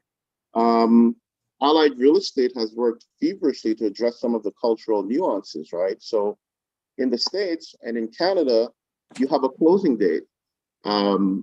Persons will say, okay, we're closing on June 25th. In Jamaica, it's really a case where one day the lawyer call you and say, "Yeah, man, the key ready. I can't pick it up," right? So we're actually working and lobbying to have some sense of normalcy, whereas we can put all of this in place. So the same experience that you have in the States and North America, you can have that similar experience in Jamaica, right? And we've also partners with companies like IDS, which, you know, the whole Caribbean contingent, just to keep it all relative and real, not everybody can come back. Not everybody can come and handle their personal affairs. And I think IDS is doing a phenomenal job in creating that bridge from the diaspora to Jamaica, being able to assist with your TRN. If you have properties that are estranged, we can then identify those properties. You have persons that can't return where the property's in jeopardy of being captured, and we can actually go do a site visit. We can report back. We can say, listen, there are 4 strange people living in your property. More recently, it happened with the property in Mayday, some persons in England. The kids have never been to Jamaica. They just always heard that mom had a property in Jamaica. And we were able to identify the property and work with local law enforcement to remove the squatters from it. And surely enough, they were in the process of doing adverse possession, right? So the squatters had been there for about, you know, a good little while, paying all the taxes on the property, doing repairs and stuff. And it has to be a really scary situation to know that you left your property, you went overseas, you weren't able to come back in a timely manner. And then when you come back, you see someone else living in it. But the process of, you know, foreign nationals purchasing in Jamaica, and as I said, there are a ton of developments on the North Coast. So as Mr. Patterson alluded to, what we're seeing as well, persons with absolutely no ties to Jamaica, they didn't have a Jamaican grandmother, they didn't have any affiliation with the country, are walking into the office in Canada and they're saying, look, I want to buy property in Jamaica. However, they're specifically referring to the North Coast. They're referring to St. Anne, Montego Bay, Negril. You know, we've seen places like Point Village that are on the beach, just a ton of sales. And in the interest of time, before COVID, we were bracing ourselves. We said, this is going to get rough. And I'll tell you, in the COVID years, we have done record numbers, record number of sales. We've written record number of mortgages. It is absolutely incredible. So as we move forward, just like in the COVID, where we predicted that things wouldn't be that great, and it was just the absolute opposite. You know, I can't really say what's going to happen in this upcoming market, but the trends would suggest that we need to brace ourselves. But again, in Jamaica, we're not experiencing that. The market is doing well. You know, if you're in like Paddington Terrace and places in Kingston, dump trucks will run you off the road. The construction is very heavy. The banks are posting record earnings in the tune of billions of dollars. So yeah, I think Jamaica would definitely be a good investment opportunity right now. Airbnb, even in COVID, was at 92% occupancy levels, which is absolutely phenomenal. Places like Richmond, where persons from the tri-state area, and you're looking at also in parts of Florida like Jacksonville, you know, Stone Mountain, Atlanta, and even Maryland, where the market there is just very competitive. You have a lot of these NBA players all getting together and forming companies and buying out entire developments. So the individual person, if you're not working with cash, you're not getting an accepted offer. And I've seen a lot of these people now coming to places like Richmond on the resale, and you're looking at about $400,000 to $450,000 US, and they have a 15-year mortgage, and they're saying, they're going to Airbnb to pay the mortgage, and upon retirement, the place is paid for. They can return back home to Jamaica. And persons, again, which is very interesting to me, have no ties to Jamaica. They maybe came here back in the day for some fest, but when you look at the numbers, that Jamaica has the most repeat tourists, right? So persons would say, yeah, man, I've been to Hawaii once. But persons tend to come to Jamaica on an annual or biannual basis. But the market is alive and well. Allied Real Estate is here to satisfy all your real estate needs. And so, I think the growth moving forward is going to be exponential. There's a question in the chat, Sydney. The question is there an opportunity to develop a lending connection between Jamaica and USA as far as mortgage? Oh, absolutely. Currently, we have ARC Mortgage has 2 mortgage brokers in the diaspora, that can actually, because we're online with all of the banks, all of the financial institutions here, and it operates a little different than Conrad's market, whereas we may be competitive where the interest rate is concerned. Now that the Feds have hiked up the interest rate in the States, they're enjoying 3% and these nice numbers, whereas in Jamaica, we were looking at 6% and so on. However, it's a good idea to, at the moment, even if you didn't decide to purchase a home at this point, you should definitely make contact with a trusted brand in Jamaica or any of our affiliate offices in the States, right? And see where you are. Take a barometer of where you are in the process of home ownership. And I think that's, they say the journey of 1,000 miles begins with 1 step. And I think that's your first step. So we're here for, Follow-up question, Sydney. What lenders do you have operating both right now in Jamaica and in the US? Because I'd be curious to explore that a little bit.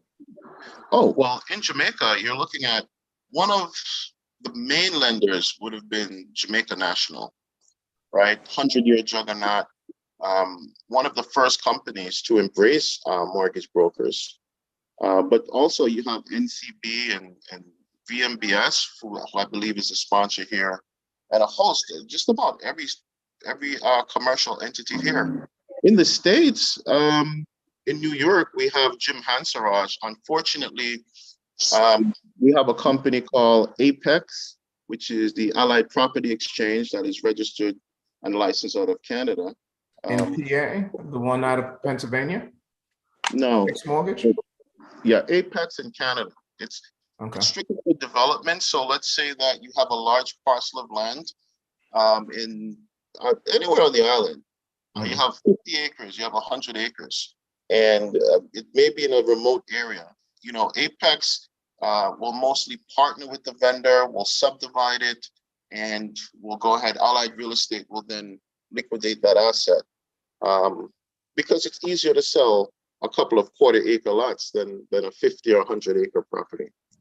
So but where it's concerned in New York, it's from an investment standpoint, because overseas lenders cannot lend money in Jamaica because they cannot put a lien on Jamaican property. And so that's a challenge that you have there. But if not for that, I'm pretty sure there would be a ton of even hard money lenders that would be looking to traverse this market. Right. And also too, what I'd be interested in, and we can talk offline, is if we could really represent some of those lenders down there in their products here in the States, because as you said, there's a lot of the diaspora that's here buying in the US, and rather than having to take an airplane back and forth, we would be interested if we could provide a lending source right here on US soil that's lending there in Jamaica. And I think our office is uniquely geared to be able to facilitate something like that. Okay, awesome. To answer Sandra's question, yes. Okay, so as I was saying earlier, which is interesting, very good question about what Alan Greenspan said. I'll find that in Kingston, you definitely have a seller's market. In some of the more rural areas, you'll have a buyer's market. And this is going to be due to certain migration patterns that you have persons, for example, in places like Mandeville, you have NCU. It's really the only major university in Mandeville, right? So you'll find that once children leave NCU, they tend to stay in Mandeville. However, if you leave Mandeville and St. Mary in some rural areas and you go to school at UE or UTech, you'll find that when they graduate, upon graduation, they tend to stay there, right? Because there are more jobs in that area. So in the more... Is it a matter of preference, you would say, Sydney? No, I think they have a saying. They say Mandeville is for the nearly dead or the newlywed. So for young people, you don't really have a lot of leisure activities. Whereas there's a highway coming, and so it should take under an hour to reach from, this side of the island to Kingston, where you can enjoy your heart's petition. You have movies and bowling and that North American lifestyle that even most returning residents would be accustomed to. Okay, so Sydney, I'm going to ask you also to include your information in the chat so individuals can get your information if they need to contact you. Okay, thank you so very much, and we will get in touch with you. Yes. Okay, awesome. All right, so at this time, we just want to thank all the previous presenters, and we're going to go right into speaking with our next presenter, who is Shawnette Reed. And Shawnette, if you're here, can you unmute your mic and introduce yourself? Hi, yes, I'm Shawnette Reed. I'm the Business Development Associate for VMBS New York's rep office. Hi, how are you? Sorry. Good, welcome. Glad to have you. Yeah. Sure, thank you for having me. It's a pleasure, actually. Yes. All right, so let me go ahead. Get my presentation here.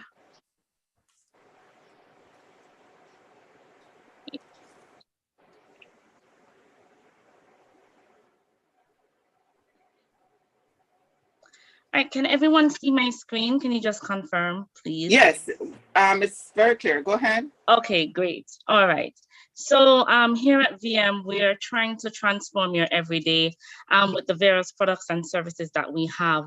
Listed here, we have just a few: the savings and loan, mortgages, wealth creation, real estate services, pensions, business and corporate services, as well as our money transfer services. Our purpose really is just to help those who desire financial wellness. And we try to do that by combining our expertise with value-added solutions, charting a course for success, no matter where you are on your financial journey. So if you, for example, well, for us, this presentation, is going to be mostly about mortgages and how we can assist you with acquiring a home in Jamaica through our mortgage product. So we cater to everyone based on where you are in your journey. So for example, for persons who have already may have their deposits or their closing costs saved, and you're ready to buy a property right now, then we can assist you with that. For persons who have not yet have that saved, and you want to work towards it to set it as a future goal, be it a year, 2 years, 5 years from now, we can meet you where you're at through the products and services that we have. All right.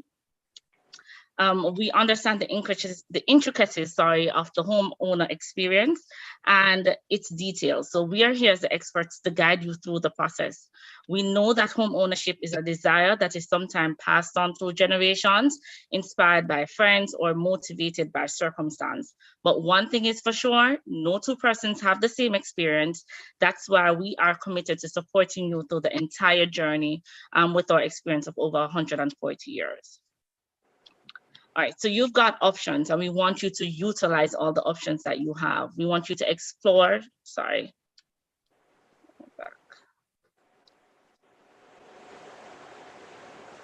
We want you, sorry, to explore all the savings options that you have that supports the goal. And hold on one second. And if needed, protect you from yourself. So we have a very attractive savings product called our iSave for Home. And it is designed with a consistent deposit commitment and allows you to have a structured saving plans to accumulate your deposit without the temptation of constant withdrawals. And that particular savings plan comes with a bonus, and that is superior rates as a reward for your commitment. So if you open this iSave for Home savings plan with us, when you're ready to get the mortgage, you get it at a better interest rate than if you don't have it.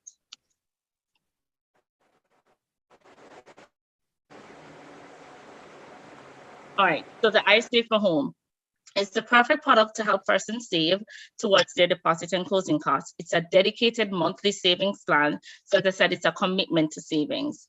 Your interest is calculated daily for greater returns, and there's flexibility. So we can assist you with this account if you want to do it in the various currencies. So Jamaican currency, US currency, Canadian, or the pound sterling. And it's also, you have access to special mortgage benefits as well if you have this particular savings account with us. All right, real estate is a big deal. Purchasing a house is an exciting venture. However, purchasing thousands of miles away from your current residence can be an even greater undertaking.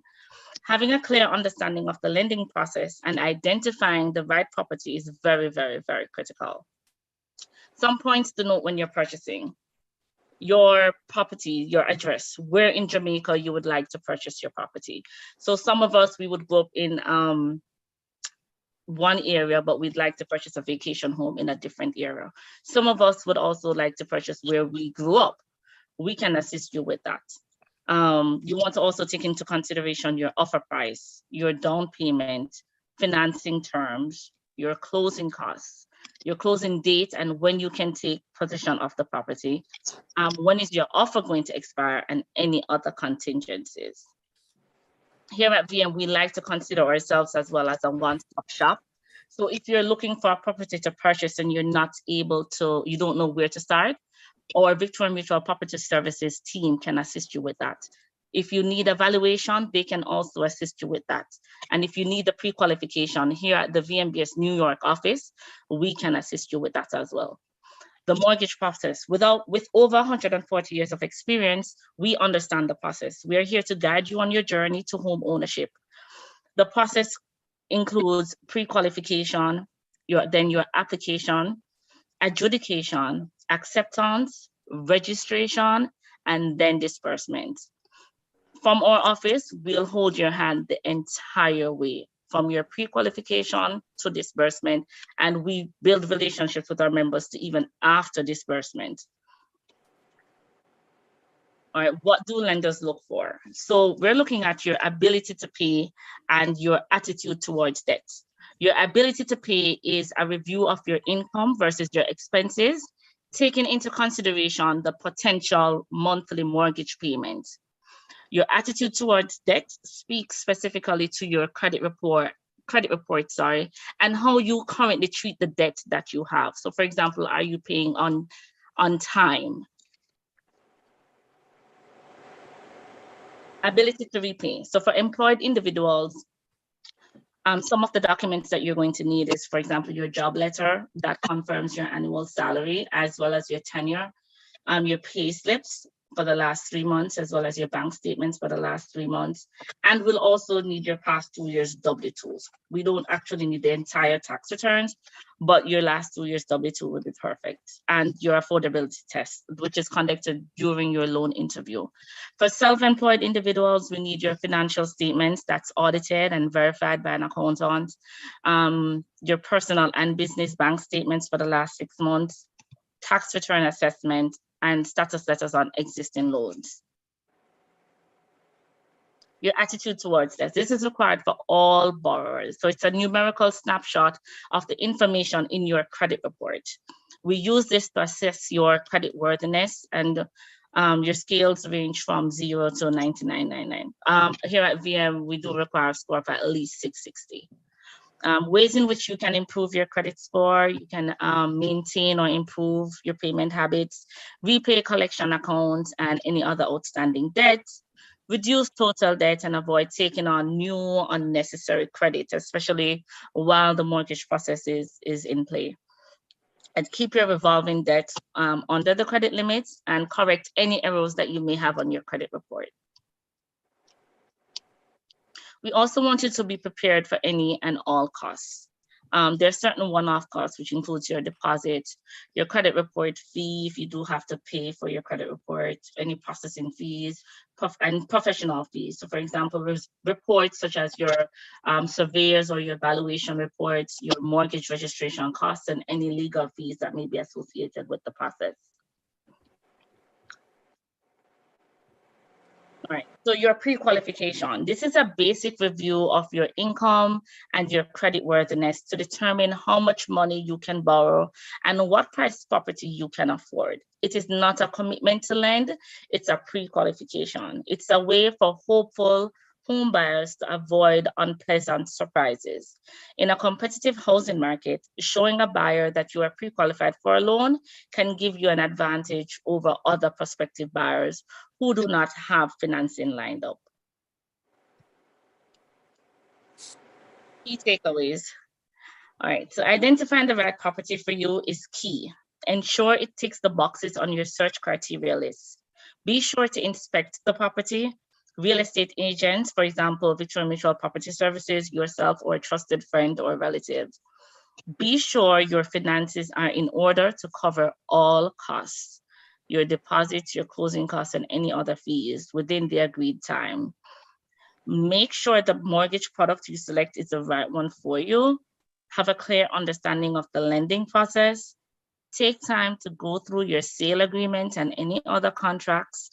Act. Comply as quickly as possible with requests made of you, whether from the lending institution, your legal representative, or vendor, as time is money. And that is so true, because going through especially the pre-qualification and the mortgage process, you are required to submit documents, most recent documents. Sometimes you realize that the longer you take to send the documents, it slows the process down. So you want to act and comply as quickly as possible at each end, at the financial institution end and your legal end, as well as from the vendor. The buying and selling of property is in accordance with prescribed rules by the laws of the land. There's no shortcut, no quick fix, or friend to do a thing. All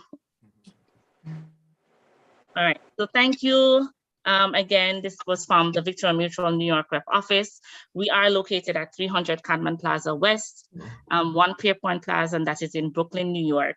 You can always schedule an appointment with us by calling our office at 347-344-5790, or you can send us an email at the New York rep office, representative office at myvmgroup.com. And I'll be sure to put it in the chat as well. Yes, thank you so very much. You had such a detailed information. I can't think about the questions I want to ask you, but I still have to ask you a question before you leave. You mentioned the I Save for Home product that you have for customers. Yes. How long would you have to save before you can actually apply for a home? Okay, so for that, so you do not have to open that account to get a mortgage from us. That account is specifically geared towards persons who needs assistance with saving. But with that said, for you to get the benefit from that account, that is with the more attractive interest rates, you have to have it for at least a year. Okay. Right. But if you are ready to purchase right now, let's say you have your deposit ready and your closing costs, we can pre-qualify you tomorrow. Right? Okay. Right. But for persons who need assistance saving, then our I Save for Home product is geared towards those persons. Additionally, the interest rate is, if you do it in Jamaican currency, is 3.5%, which makes it even more attractive to our members. Okay, awesome. Thank you so very much. Anytime. It was a pleasure. Thank you for having me. It was a pleasure having you as well. Okay. Let me see if there's another question. Hold on. Okay, right. She's going to put her contact information in the chat.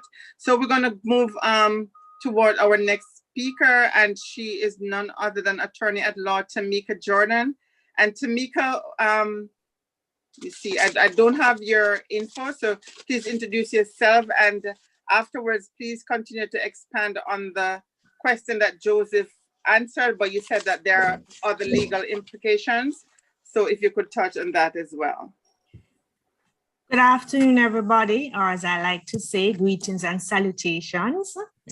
Hi, how are you? From Jamaica. Greetings. I'd like to first of all thank the St. Catherine High School alumni and Nadia from IDS for allowing me to make a presentation on behalf of the firm. While I did not attend St. Catherine High School, I lived in St. Catherine, the parish, for almost 2 decades. So I think, as we say in law, that will give me sufficient local standard to make the presentation to the alumni and the wider diaspora today. So just by way of introduction, I'm Tamika Jordan. I have been an attorney at law. I'm an attorney at law for almost 2 decades in Jamaica. I'm a senior partner in the firm McDonald Jordan & Company, with our flagship office in Port Antonio, and we service the entire island through our various sub-offices. I'm also an attorney licensed in the state of New York for 4 years. And I'm also a foreign legal consultant for the state of Florida, which allows me to specifically service the diaspora within the US. We're here to discuss the issue of land acquisition, whether by way of sale and various other routes. So many have been touched on during the presentation. So I know there's a time limitation, so I will try my best just to touch on, because the land is such a complex area of law. It is the area in which we always find the most contention if you are following the media. So there are many areas on which to touch on, so I try my best to be as concise. I believe it was Joseph, and I believe Conrad a bit touched on it, and I think Sydney touched on it a bit, just the difference in our land system between North America and Jamaica. There are significant differences. First of all, we follow 2 different systems. We in Jamaica, we fall under what we call the torrent system, which we have 1 title. Generally, you're given a duplicate certificate of type, and the National Land Agency keeps the master title. We do not have, as what we have in North America, quick deeds, warranty deeds, and all those various deeds. That was something that I had to kind of wrap my head around. I found it so interesting that one property could be issued so many deeds. We don't have that system in Jamaica. I would love to say, and I'm a bit boastful by saying that Jamaican land system, once there is no fraud, it is one of the most secure titles that you can own. In other words, nobody can just present and run down to the title office, fill up a form, submit it, and that's it. So this brings me now to the issue of how do you acquire property? The trend has been in recent time to use realtors. And I find that realtors do assist in the process because it helps to persons, especially in the diaspora, who are not able to be physically here. They can do the run up and down. They can make presentations to various properties that are up for sale, and it assists persons in the diaspora in just kind of narrowing down their choices. I find that some persons do not use realtors, and that's quite acceptable. It just makes the process a little bit difficult for us attorneys. Hello? Some of the background checks that would have been done, such as whether or not you are able to acquire the property, would have been done by the realtors. The trend nowadays in Jamaica is that if you do not present with a pre-approval letter, most realtors or realtor companies do not begin the process with you, because we want to ensure that you are looking at properties to which you can afford and are within your price range. So the first step is to identify the property. Once you identify the property, they normally prepare what is called an offer sheet, in which both what we call out here, the vendor, we don't use the term seller, we use the term vendor, and the purchaser sign onto it. And on that offer sheet, you will put in the particulars. You need to have a TRN number. And I think the introduction of the TRN is in the recent years, since Jamaica has signed on to the treaty with the US FATCA. It is since that TRN are now required in Jamaica. A decade ago, persons could buy property from overseas in Jamaica, especially from North America, without the requirement of TRN. And so as not to be too academic, even in estate matters, probates and support, you need a TRN. So I will encourage all persons in the diaspora just to get your TRN. It makes life easier because the process cannot proceed at certain stages without the TRN. As a matter of fact, the Stamp Office, Tax Administration of Jamaica won't even accept the documents without the TRN being inserted on it. So I encourage persons to get that. So once you have signed up the offer sheet and the particulars for the vendor and the purchaser and their attorneys are on it, I would just like to introduce the concept of attorney-driven. Not like in North America where you have a specific closing time and everybody and it's broker-driven and it's realtor-driven and everybody gather at the table, so to speak, and there's a signing off at a specific date. It's lawyer-driven in Jamaica for a very specific reason. The system is different. It is a much longer process, unfortunately, and it goes through various government agencies, and there are a lot of due diligence that need to happen before the process is completed. So what happened is that the lawyers are the ones who are drafting the contract. We do not have pre-prepared contracts as we do in North America, where persons are e-signed. Certain agencies do not even accept photocopies or copies of the documents. So the documents are prepared by the vendor's attorney, and it's generally sent to the purchaser's attorney, who will then vet it to ensure that the terms that are endorsed on the agreements are favorable to both sides. It's a balancing exercise. And so this is where I believe an attorney becomes very, very critical in the process, because if you're not careful, certain terms can be detrimental to the purchaser in particular. For example, forfeiture of deposit, so you have to be very, very careful about that term.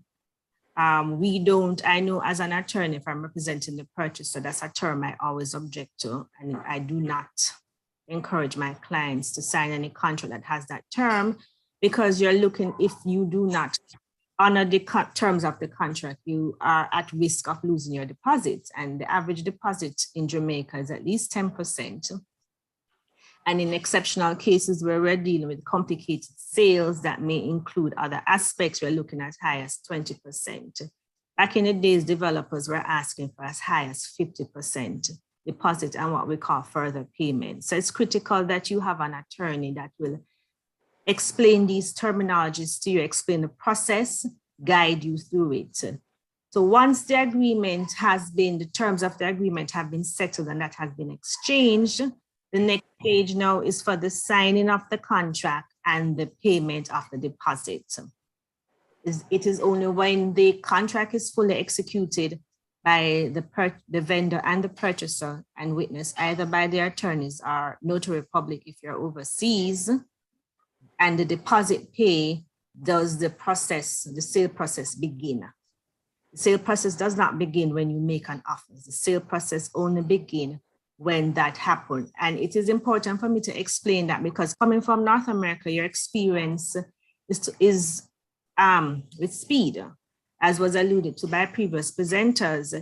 Things tend to move a bit faster overseas, and sometimes persons get a bit frustrated in the process here in Jamaica because there's an assumption that once I identify the property and I sign the offer sheet, that's when the time begins to run. No, the time doesn't begin to run at that time. I would say in terms of time frame, if you're not taking a mortgage, you are looking at anywhere to close between 45 days to 60 days. And I that caveat in. We could have said one time 30 days pre-COVID, but I believe there has been a lot of sales in COVID. I've done far more sales in COVID than I've done before. And what I found with COVID is that there is sometimes delay at stamp office. And that's the first step in the process in terms of the different agencies that I mentioned before, that the stages of the sale. And stamp office have been having delay. There have been illnesses occasioned by COVID. And what I find has been happening in recent time is that, I don't know if it's because the government coffers are in need of filling, is that almost every property now has been sent out for assessment by the government valuators.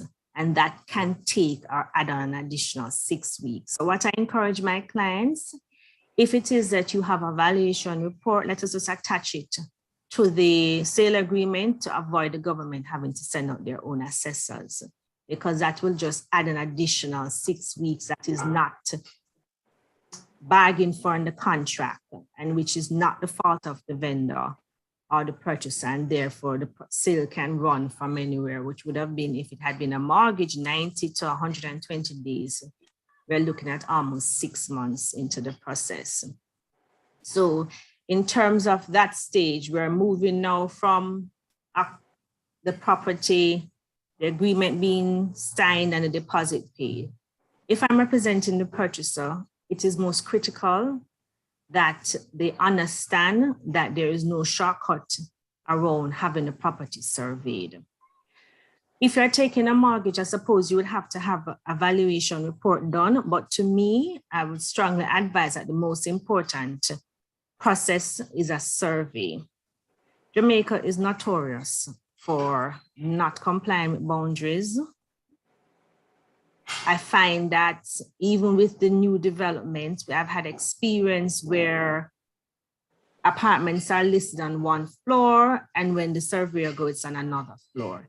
So it's critical, in my opinion, that you do have a survey. As a matter of fact, the contracts now that are being prepared by attorney, it is a term of the contract that you have within 30 to 60 days to go and have the property surveyed. If you're taking a mortgage, for example, that's one of the documents that the mortgage company requires, and they will not process the mortgage without it. In terms of value, and you have quite a number of reputable surveyors in Jamaica that can assist you. And it's important, I can't overemphasize the importance of a survey being done. I know the sale process is expensive, especially for the purchaser, and you're trying to save money. That's not an area which I think you should save money on. Persons, I've done sale where the persons are under the impression that they're buying 1 acre of land, and when you go on site, it's 3/4. Or you're buying 10, and when you go, it's 8.5. A lot of sometimes, mention has been made throughout the presentation by different persons about squatting. Jamaica has a serious squatting issue. What we call adverse possession or squatters' rights. 12 years on your land. If it's a registered title land, they can go down to LAMP or NLA and apply for the title. If it's land or government land, 30 years. So for those of you who have your land, your grandmother land that you don't know about and you haven't seen, that's something that I will ask you to look into, because you want to be able to secure that land. So the survey becomes critical because the surveyor can go on site and you can identify. You will see who's a neighbor, peg the land if it needs to be pegged, and prepare a diagram or a plan, survey plan for your survey report. If you're buying what we call common law land, land that is not registered or doesn't fall under the Registration of Titles Act, which a lot of rural areas land are unregistered. I don't know if you guys have been following the media. There has been this big push by NLA to bring a lot of these common law land under the operation of the Registration of Titles Act. And I think there was a big presentation by the Prime Minister in terms of St. Elizabeth, which is a parish in which we have major issues in terms of 3/4 of the land there is not registered. If you are buying unregistered land, it is even more critical that you do a survey and that you do additional due diligence check, which your attorney will be able to guide and assist you. And one thing that I want to emphasize is that the survey in relation to buying unregistered land is critical, because I know per person, if you're going to buy unregistered land, it has to be a term of a contract that the land be registered eventually. Because as I started out the presentation by stating, the most secure land system I would submit is this land system that we have in terms of it falling on the torrent system. And for you to be able to get your physical, nice brown paper title, you need to make an application to the National Land Agency to get it. And the only way they will accept that application is if you have a survey plan attached to it, because they have stopped doing what we call first registration of land, which is to bring it from a common law to a registered land. They have stopped doing it by way of description, because back in the days we used to have descriptions to the north by the Aki tree, to the west, how much pegs, this, that. It wasn't accurate. So once you have done those due diligence, of course, the attorney will help you check for caveats and other encumbrances, charges, judgments, and all those things, those encumbrances that can affect your ability to actually transfer the land from one owner to another. And that is where it is critical, because a lot of these searches, it is very difficult, if not impossible, for a lay person to do.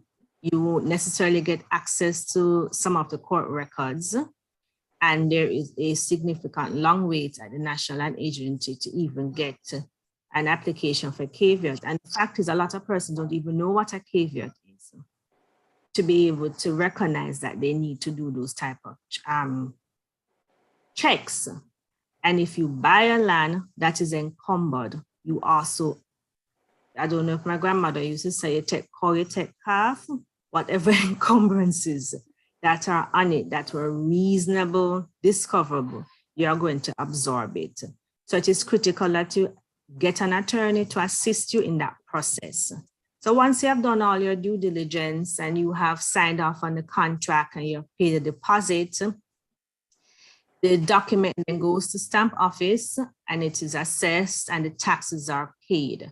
The next step, if it is that you are not taking a mortgage, the next step is that will be the National Land Agency. That's where the transfer has been done and you submit the documents to them. If you're taking a mortgage, however, the process becomes a little bit more complicated and it's lengthy, because the mortgage company at this time will step in because they want to register their mortgages if it's an established mortgage company, or if it's not an established mortgage company, but you're taking what we call a vendor's mortgage or a different type of non-commercial mortgages.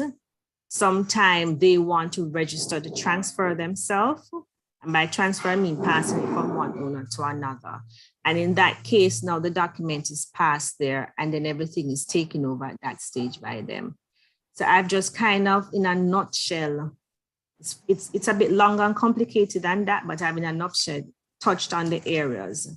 I heard a question asked about ownership very early in the presentation, whether it is, what is the difference between joint tenancy, tenancy in common, and what we call life tenancy, which is not often used, which is what sometimes persons do when they are doing their estate plan.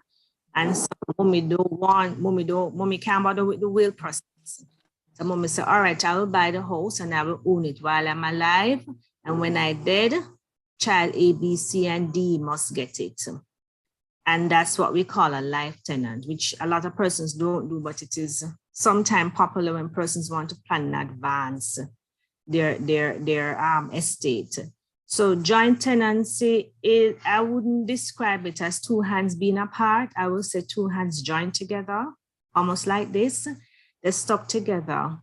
And when one dies, the other remains. It's what we call a doctrine of survivorship. Whoever lived the longest get everything. You can't will, well, you can will it, but it won't be passed validly through the will. But technically, you can't give it away unless you, what we call, sever the tenancy. There is tenancy in common where I would say the fingers are apart. You have your own divisible independent share and the other person have their own divisible independent share. You can share it in any ratio, 1% to me, 99% to the other, 50-50, 20-80, 70, any way the parties agree. And it's important that you speak to an attorney and understand the implications from that, because I have done a lot of matters where persons are assisting other persons in buying a home. And so you give them NHT benefits, or you help them pre-qualify for the mortgage. Your name going on the land. You don't understand the difference between tenants in common and joint tenancy. You put the person there as tenants, as joint tenant. You the person come in and take everything, not having made any monthly payment or any proper contribution to it.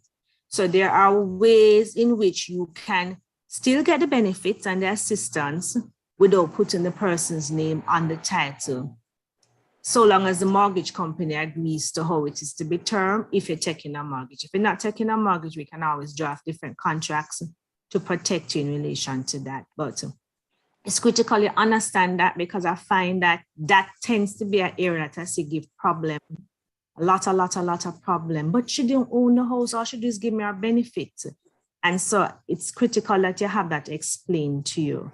It's critical that you also have what is called a life tenancy explained to you, because that is what we call ansness in terms of who is the true owner. That's it, because ownership in that case is almost at an abeyance, and it don't kick in until the person dies. Many persons don't understand that. You find that the children moving in and mommy before she dead and want to tell mommy what to do with the house. Or mommy want to sell the house. Mommy sell the house. Mommy don't understand that the money that she take from the house, she have to put it in a trust for the children who are on the title. So those type of implications in terms of the different type of tenancy needs to be explained to you very carefully, because in Jamaica, to do anything on the title, to add, remove, or correct, you're going to have to pay the transfer tax. So you can't put it one way on the title and then change your mind on the road and say you want to correct it. You can correct it, but it's going to cost you. So to avoid that cost, speak to an attorney from the initial stage so that you understand completely what are the implications, so that when you send the documents on to NLA, it reflects your true intention and how you want the property to be owned by you or other persons. Just one distinction that I find that it's popular in America, but we don't have it here in Jamaica, is trust. A trust can't be registered on a title in Jamaica, which I think is bad, because that's another way of people can put assets. We can register, a corporation can be an owner of land in Jamaica, but I would just caution it if you're going to do that. Can I heard Conrad? Was it Conrad? No, yes, Conrad. I heard Conrad speaking about foreign investors in the US who would have to have an incorporation, a company formed. Am I correct, Conrad? Yes, if you buy from overseas, yes. Right. You have to have a corporation formed, and then you will be able to.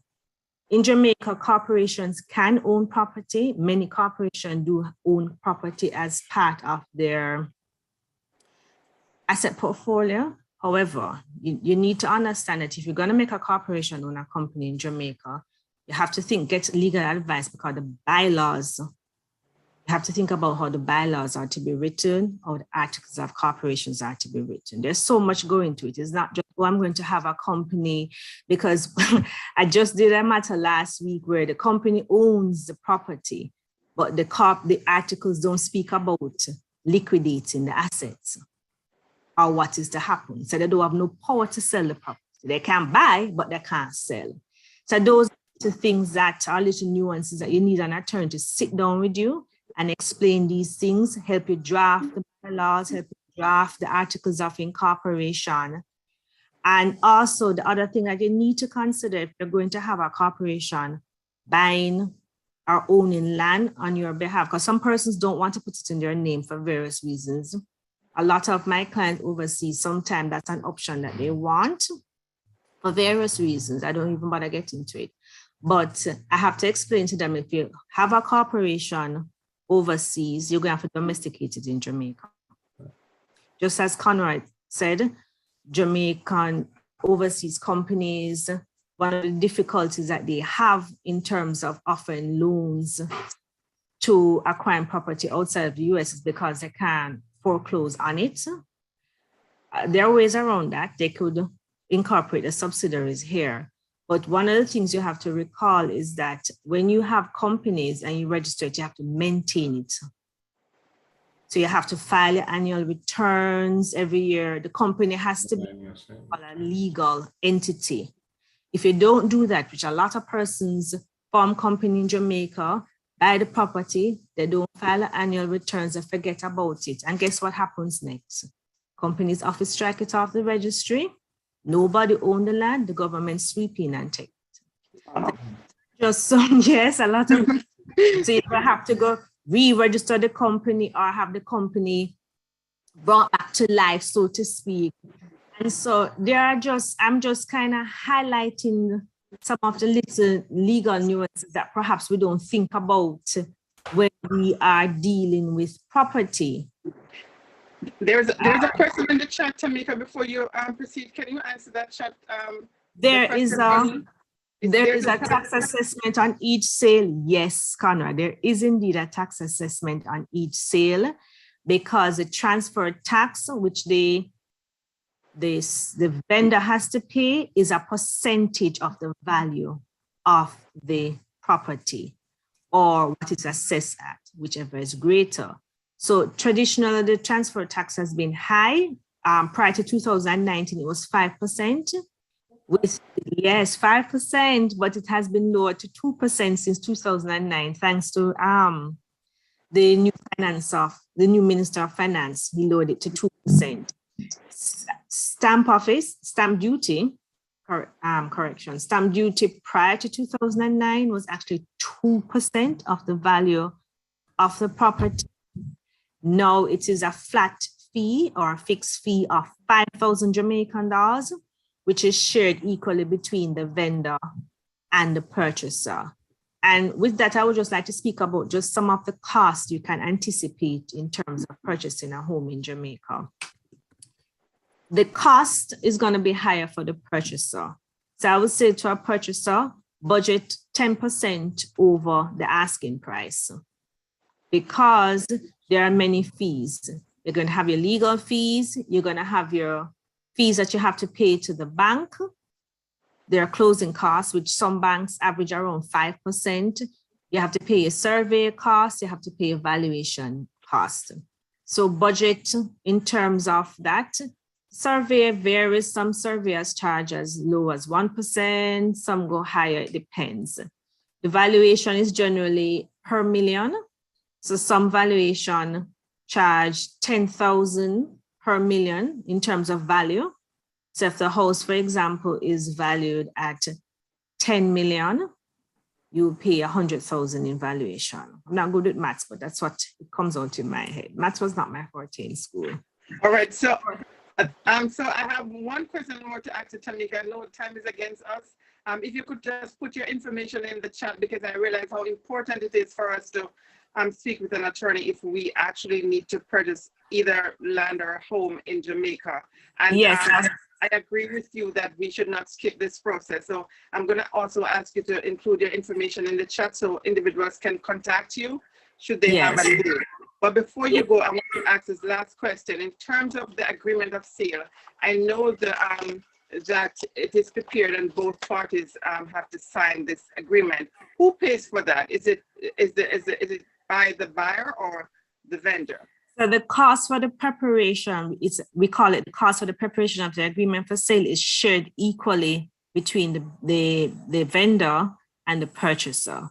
So the cost averages, well, I don't want to say because it depends on whether the property is sold in US dollars or it's sold in Jamaican dollars. But the cost is shared equally between the purchaser and the vendor. And that cost is separate from legal representation because, as I said, most attorneys do not wish to represent both the buyer and the purchaser because if something happens, you're going to have to make a judgment call. And as we said, somebody's going to be upset. Right, exactly. The purchaser has their own attorney, the vendor have their own attorney, but the purchaser pays for only half of the preparation of the agreement to sale. And that is paid when at the same time when the deposit is being paid at the commencement of the sale. Okay. In terms of just to say to you guys that in terms of our office, because you had asked me to place my contact, and I will place it in the chat, but just to say that we have a physical office in Florida, in Plantation, where we service the diaspora. So in terms of trying to find us, you don't have to be concerned about trying to get us or to contact us. Here in Jamaica, you can contact us directly in the US. And I find that a lot of persons in North America find it more accessible to find a Jamaican attorney in Florida, where they can drive and go and see, call, track, cost is different. I agree that there has been a great demand in terms of sales from the North Coast, because I find that a lot of persons in the US have been purchasing through our Florida office, a lot of properties from us, all the way from St. Mary, all the way down to Negril. And so that has been a high uptick. I mean, time don't permit me to deal with the Airbnb laws, but that is something that to advise, because when your client comes to you and say they want to buy property, I have to always ask them, what is your intention with the property? Because some property you can Airbnb and some property you can't Airbnb. And so a layperson won't know that until they get the bylaws and the terms of the bylaws with that development to see if they're permitted to have what we have short-term leases, because you don't want to get in a situation, you buy the house with the intention of doing an Airbnb. When you get the strata does not permit it, the bylaw doesn't permit it, and you can't do it. And if you, as we say in Jamaica, hide and they can do it, you're on the strata problem and you need them. And then your investment goes on the drain because it's you're in jeopardy, correct, faced with a long-term lease that you did not anticipate you would want, and then you have to turn around and sell the property if it's not a good investment for you. And then you're going to be stuck now with paying taxes as the vendor, higher taxes as the vendor. So those are just some of the things you need to discuss with your attorney. Sit down with your attorney, spend a little time with your attorney, tell your attorney what you want to do with the property, and they will guide you as best as possible. So I go ahead and I put our contact information for our office in Plantation for those of us who want to contact us. So, awesome. Thank you so very much, Tamika. I got a wealth of information from what you just said. I'm sure individuals will try and contact you in the future if they want to acquire properties in Japan. Can you continue to answer some of the chats, the question in the chat, Tamika? Thank you. Who's responsible for preparing the agreement for sale? Traditionally, no, you just text it to them because I'm going to ask the other speaker to. Sure, we're running out of time. I'll go ahead and do that. All right, so we're going to ask Natalie Fowler to be our next presenter. Natalie, if you're on, can you just come on and introduce yourself and do your presentation?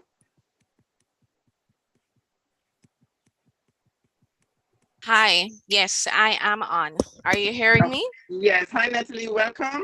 Oh, thank you so much. Unfortunately, I'm not able to show you my face, but okay. I assure you, it's not because I don't want to show you my face at all.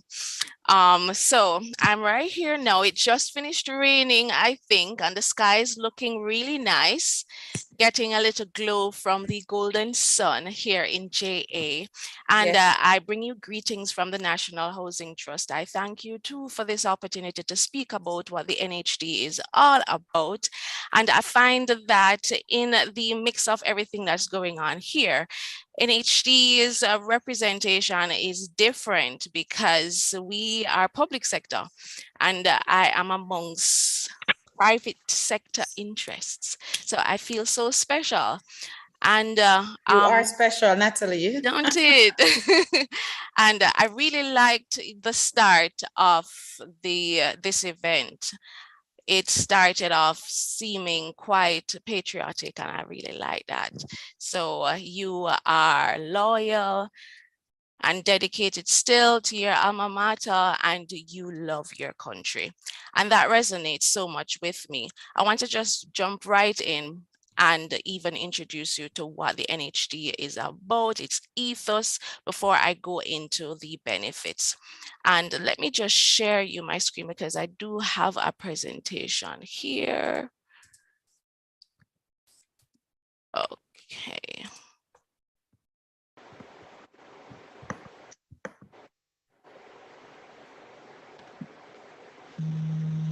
Okay, so you're seeing it? Yes, we are. All right, so why the NHD is what it is, I think we can gather that from the vision and the mission. And I just want to share this with you because as public sector, talking about a whole heap of stuff, I learned a lot. Thank you very much, Tamika. First time I've heard about the term life tenancy, never heard of it. And I've been working at NHD for almost 20 years. Very interesting. And the NHD really is for people who can't go up to the $2 million properties, $2 million US properties that are dotting the North Coast. Can't go up to none of the US millions at all, not even the 100,000s. NHD is for Jamaica's workers who contribute to the National Housing Trust and who live here and who are also in the diaspora for the purpose of owning a piece of Jamaica. So it don't have to be anything that is so grandiose that it must cost $2 million US, but it must be sufficient to allow you a decent standard of living. And so the NHD was established in 1976 for that purpose. And its vision is to be ranked among the leading housing finance institutions in the world, renowned for customer service and contribution to national development. And its mission is improving the quality of life of Jamaicans by facilitating home ownership, community development, particularly among lower income earners. So let me just jump right into what the benefits to NHD contributors are. First of all, the concessionary interest rates. Interest rates as low as nothing to up to 4%. I remember one of the presenters speaking of local private sector interest rates that are at 6%. NHD's highest is 4%.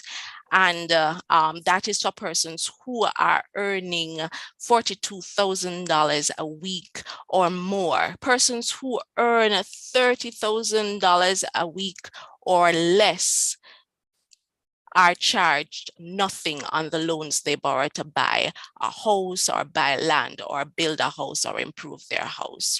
Now the maximum, because NHD caps the amount of money an individual can borrow to purchase property on the open market, that maximum is $6.5 million if the person is purchasing a house on the open market, meaning they're not purchasing from the NHD, they're purchasing from an individual. Maybe Tamika is representing a Wiccan or a Gore or just any old vendor out there.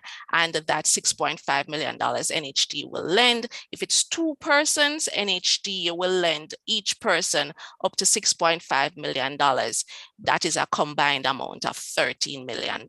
If the person is purchasing land on the open market, NHD will lend up to $2.5 million to purchase the land. And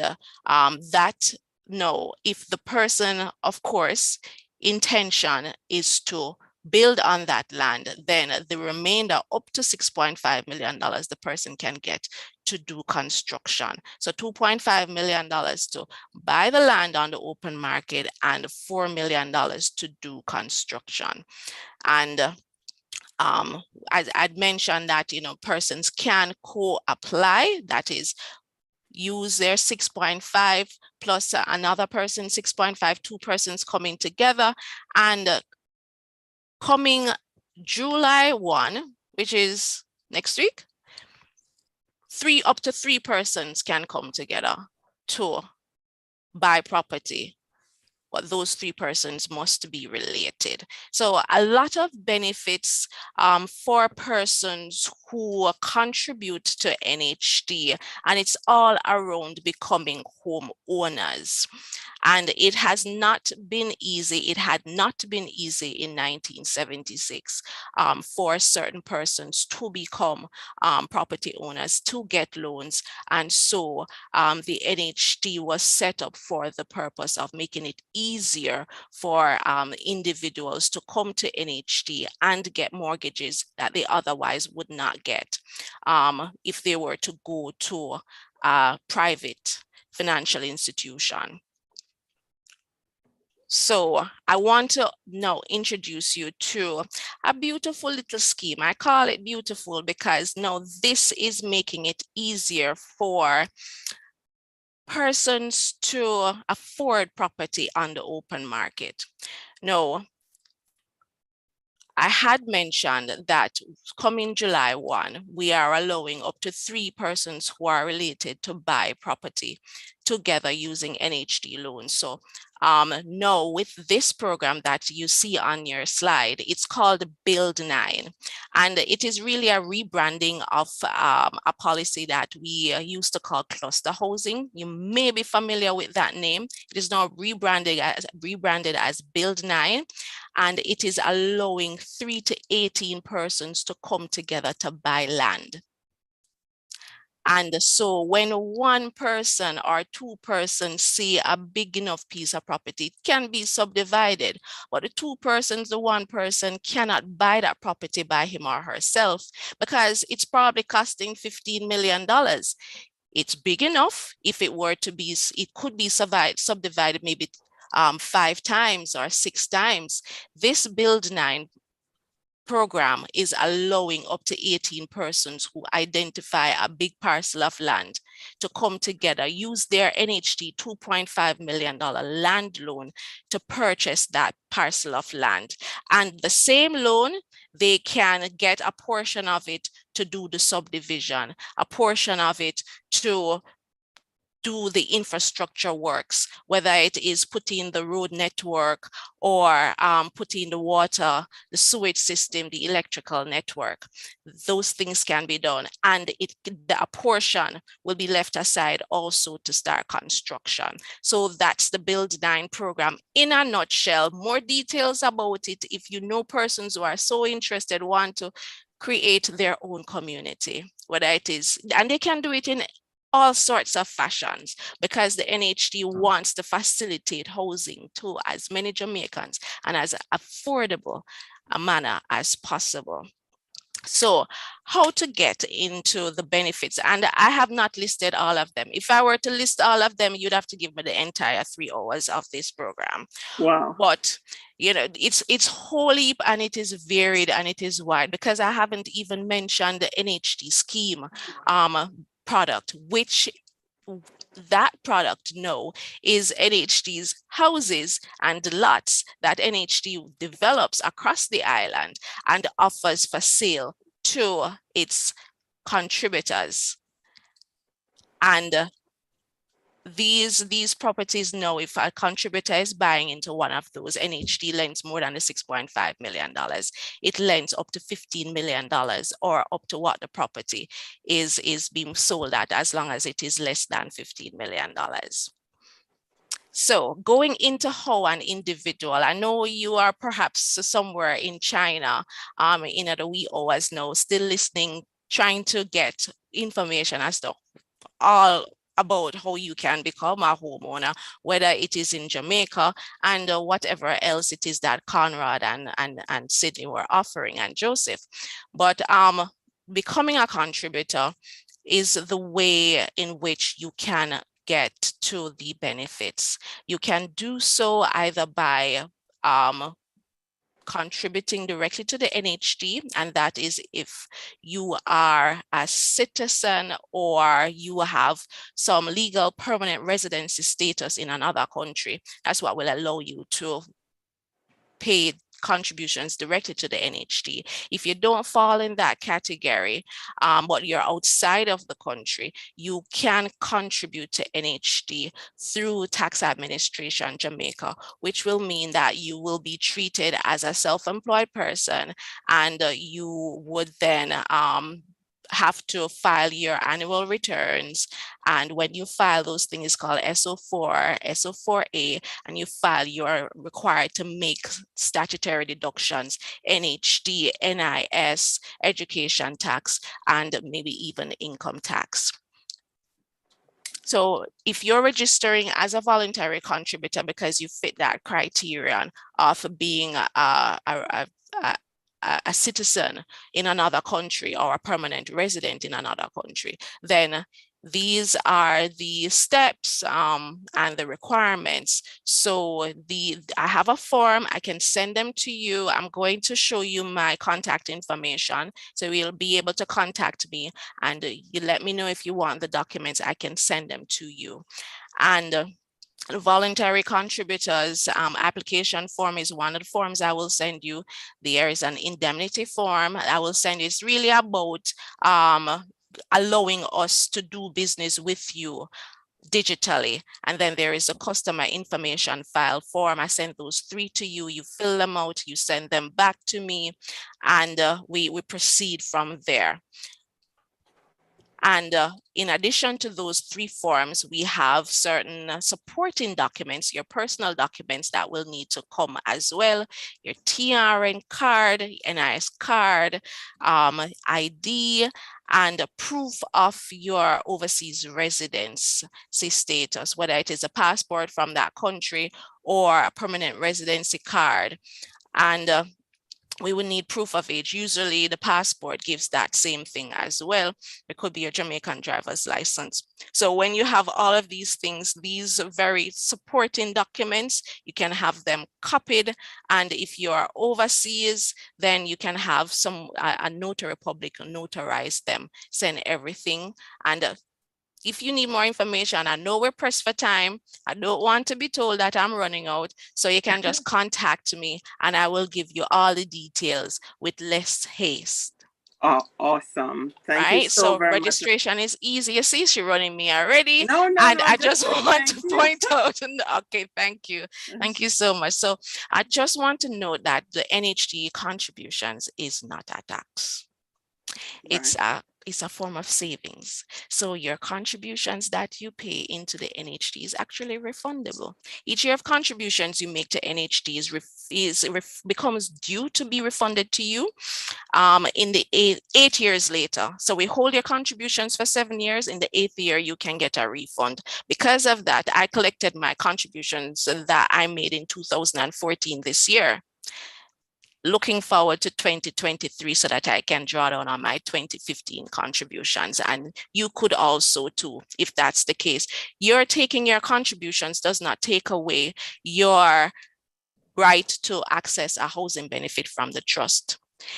And so you can take your refund when it becomes due to you. Some people let it stay until they're retired and just collect one big lump sum. And another benefit to your contributions, as a form of savings, you can access it at the time you are ready to buy a house or you want to buy the land. So whatever the contributions are at the time, you're going to go about the loan process and so on. At the same time, say, I want access to the contributions to help with the deposit or to help with paying for the valuation report or the surveyor's ID report, because as you understand, there are costs in addition to the purchase price of the house. And so payment options, you can pay online. And with your contributions amount, is really 3% of what you declare as your income that we require. So I'm going through very quickly. To qualify for an NHD loan, you have to contribute to NHD for at least 2 years if you've never contributed before and you reside overseas as, legally, and then contribute for 2 years, then you are eligible to access the benefit. If you used to work in Jamaica and therefore contributed, when you start contributing again, it will take 1 year for you to become eligible to access the very low interest rate loans and other benefits. And you have up until age 70 to repay the loan.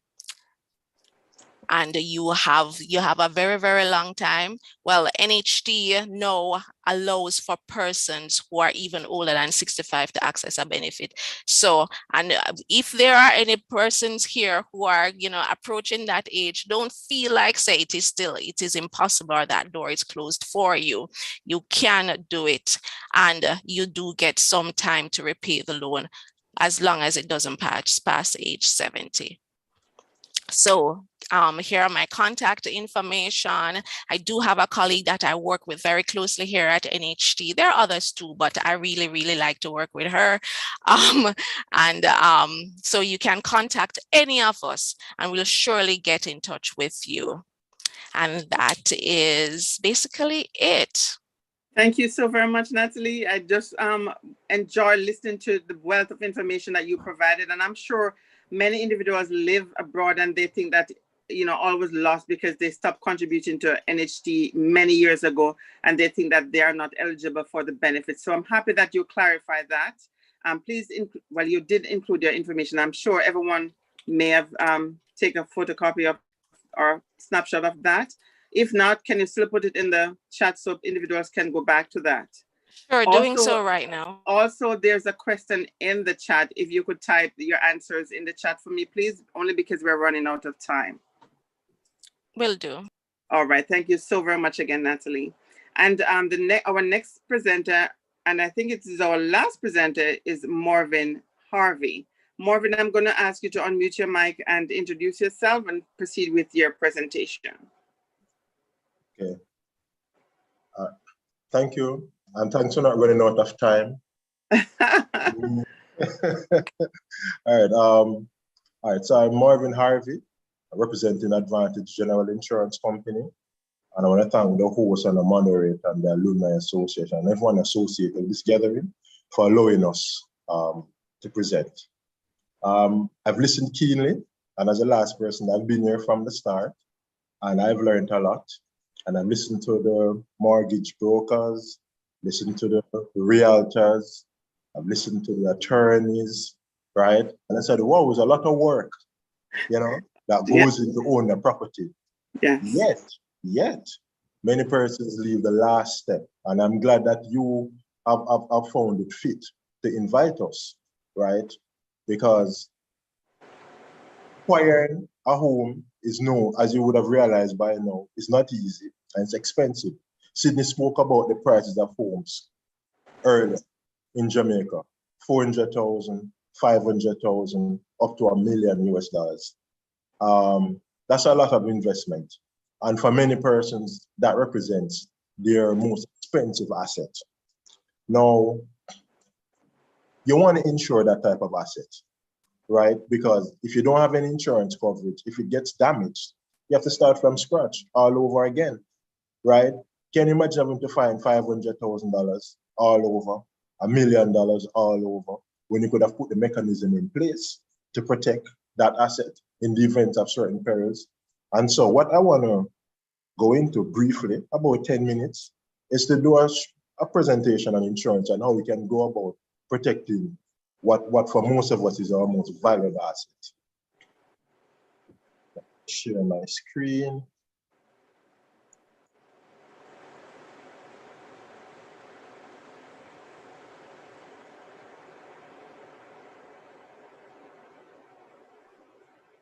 Is everyone seeing that? Yeah. All right, so I'm Marvin Harvey. I'm a corporate accounts specialist at Advantage General. Very quickly, we were pressed for time, but I've been in industry for 10 years. I've been in Advantage General for 2 years.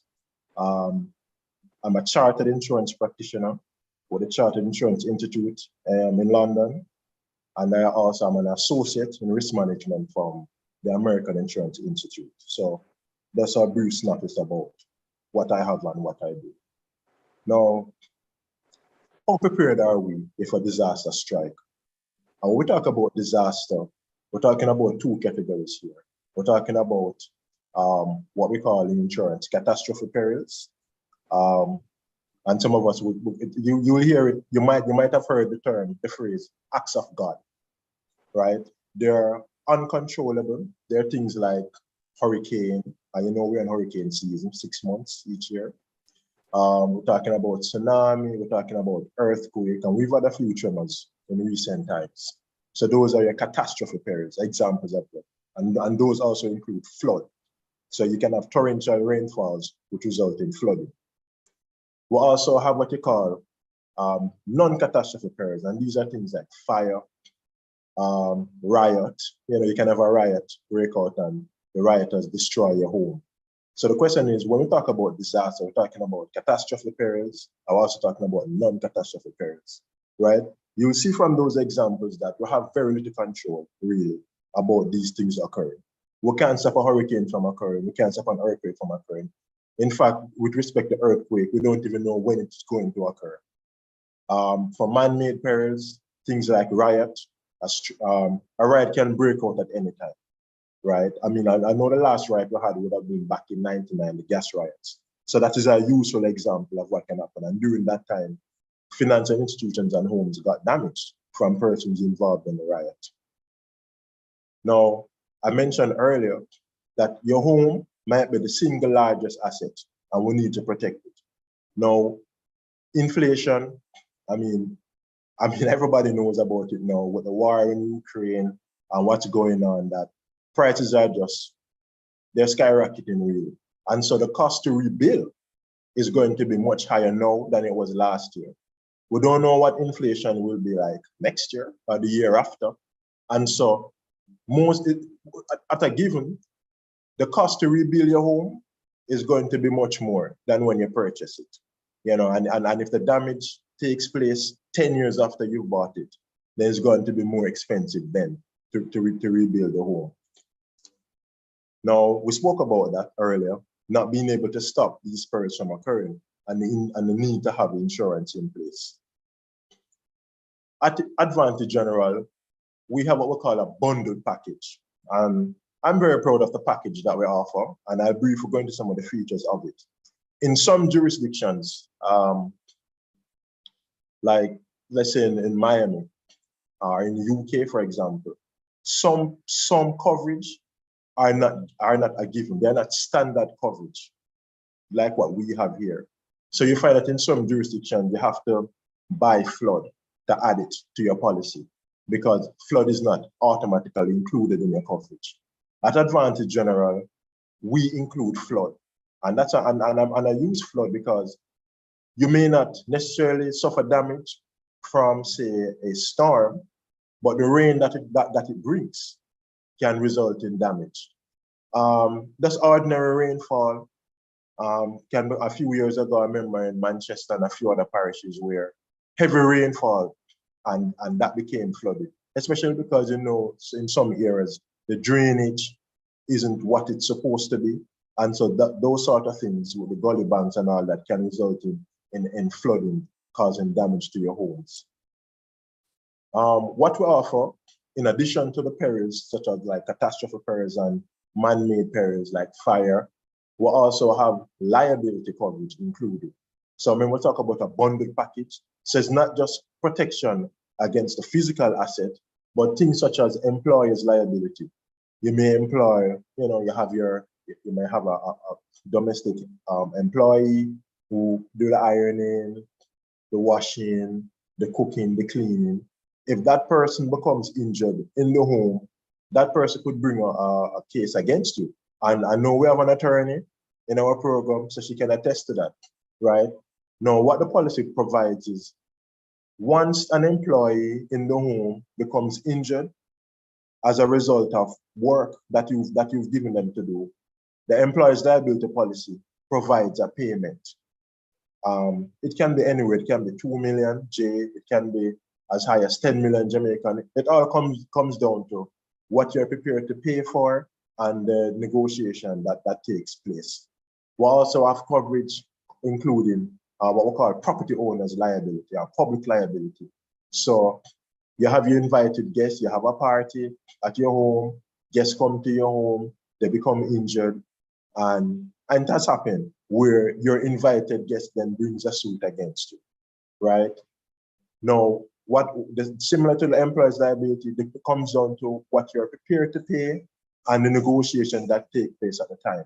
So those are wonderful benefits to have in your policy, to know that it's not just a physical asset, but there's also liability coverage included.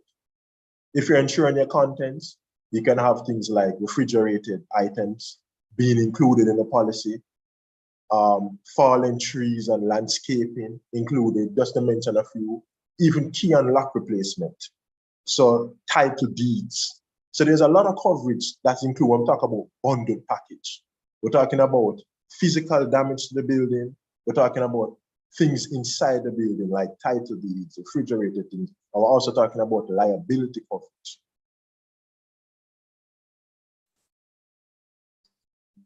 Right? Now, in terms of cost, the general insurance cost is anywhere between 5 to 10%. And that will depend on if you're on the beachfront or if you're inland. If the home is made of reinforced concrete block walls, or maybe it's made of, timber wood. If your roof has construction of zinc as opposed to slab roof. So those type of details will help to determine if you're paying 5% of the actual value of the home or as high as 10%. But generally, you wouldn't be paying more than 10% and it wouldn't be less than 5%. And so to pay anywhere between 5 to 10% to protect your important asset, I think is a good deal. Finally, and what I want to add is that there are two things. One, there's what we call a deductible. So in the event of a loss, there's a contribution that you would make. So you wouldn't get back that portion of the loss.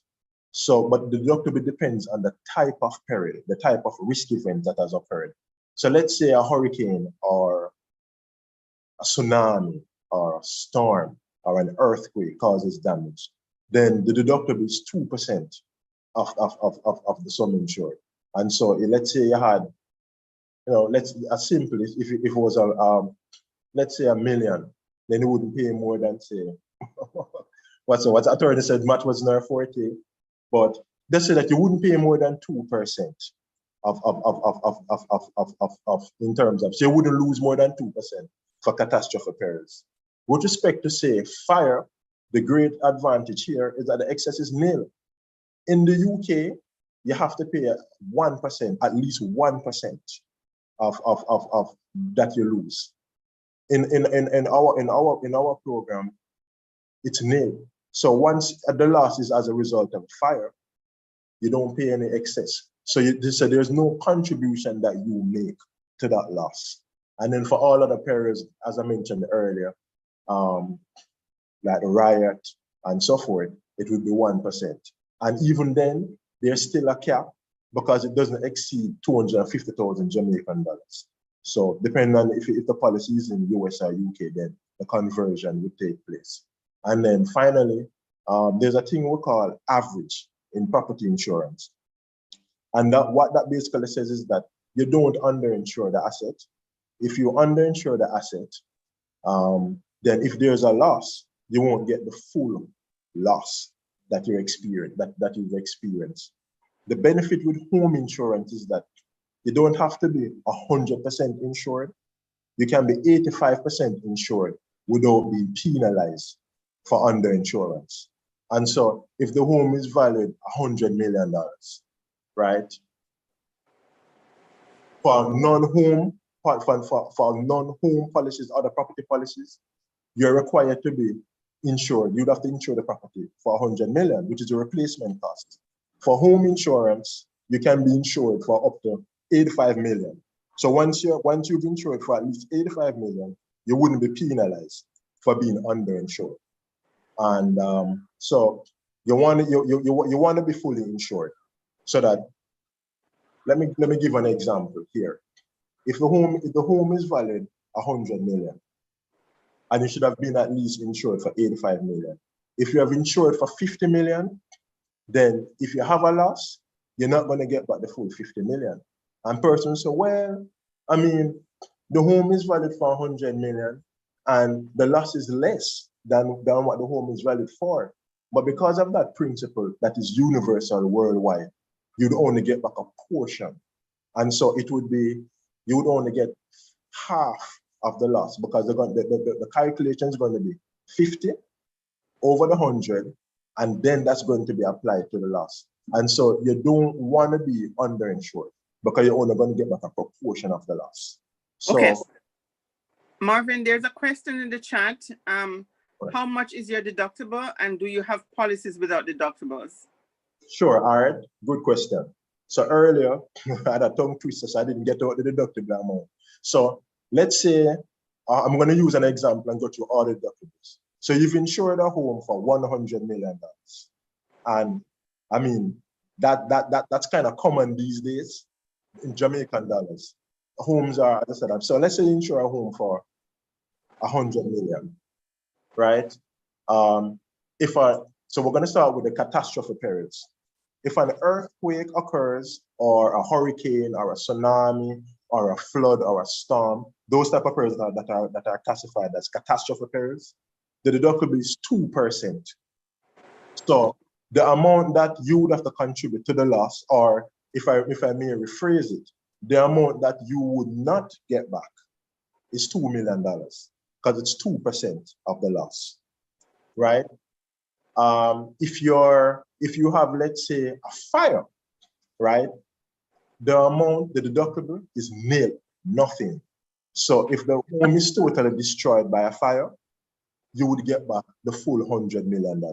If the damage was only 50 million, you would get back the full 50 million. So there's no contribution required for losses resulting from fire. For all other perils, the deductible is 1%. So it would be 1 million, right? But we usually tend to cap it at say 250,000. So even though we say 1% and it would be $1 million, we cap it at 250,000. So you don't pay more than $250,000. You would not receive $250,000. I would say you wouldn't contribute. It's not that you're going to contribute. It's just that we, as an insurance company, you wouldn't get back that amount. So we look at, yeah. Right. Excellent. So okay. All right. I'm going to also ask you to put your information in the chat. So if individuals need to contact you, they will have your information as well. Okay, sure. All right. And I thank you so very much again for your great presentation. Yes. I would also like to mention Integrated Diaspora Services. We did play a video before, but I also just want to reiterate their services that they provide to us and individuals in Jamaica and all over the world. They actually provide a one-stop shop for all our needs, from obtaining our TRN straight to acquiring properties and property management. So don't forget that they also provide these services.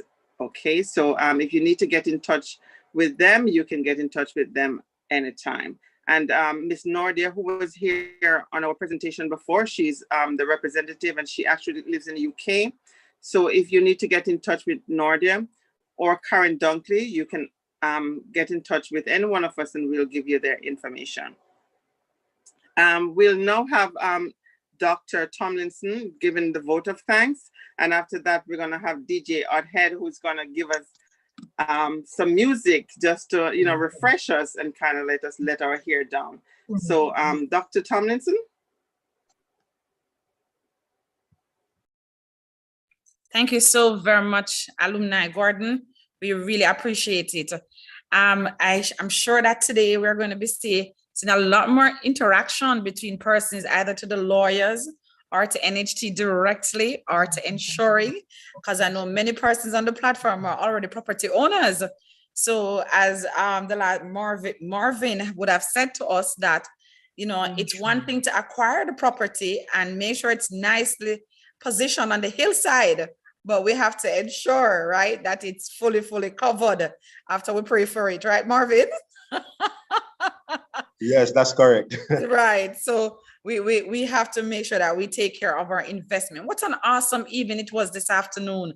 We learned so much from our esteemed presenters, in each a very, very, very informed person in their own right. They have left their numbers, the lawyers, the insurance person, NHT was also represented. And we want to say thanks so much as well to our global partners such as SEEN, as well as the diaspora that was so Jamaica diaspora, Northeast USA, Dr. Karen Dunkley, and Integrated Diaspora Services. We want to say thank you so very much. Global Connection webinar series number 2.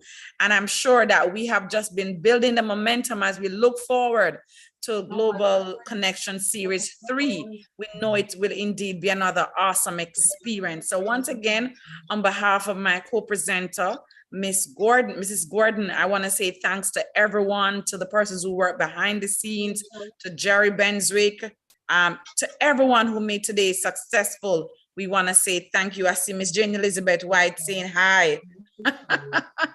Yes, we want to say thank you so very, very, very much to everyone.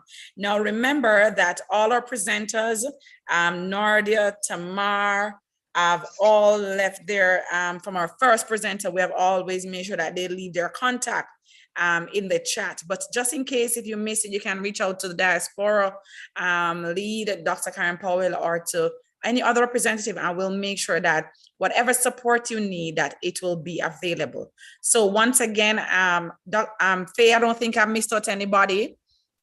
No, you did well, Dr. Tomlinson. Right. So thank you so very much. And as I said, we look forward to another exciting connection as we will present Global Connections 3. Once again, on behalf of the team, have an awesome evening, and thank you so very much for joining us. Have a good evening. God bless. Thank you, Faye. You're welcome. We're not going to hear, for those of you who want to hang around, don't forget that DJ Arthead is going to play some music, okay?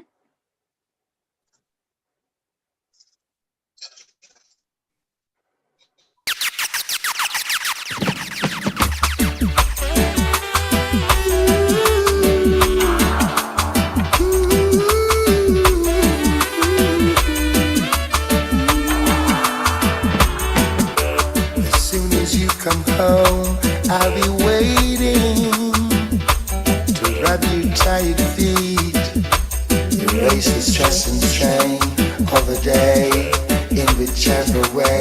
Oh yeah, oh, and as soon as you come home, I will greet you with the purest open arms and a love that knows no end, no pretend. Understand, oh yeah, and I will always be there. You pick the time, I will always be there. Come rain, come shine,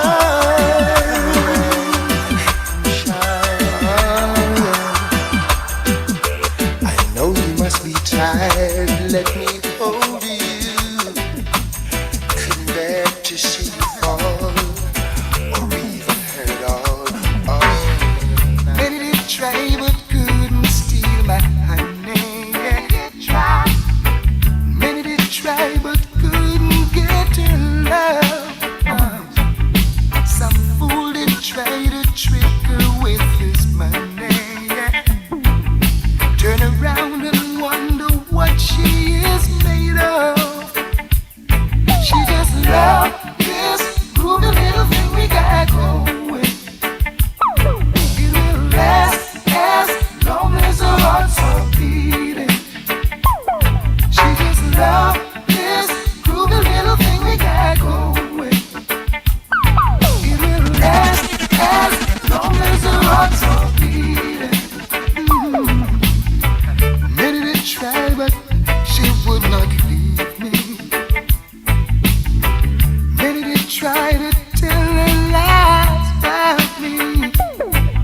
Sometimes the things they say, Lord knows, would hurt me. With a smile, she just ignored their silly tries. She just loved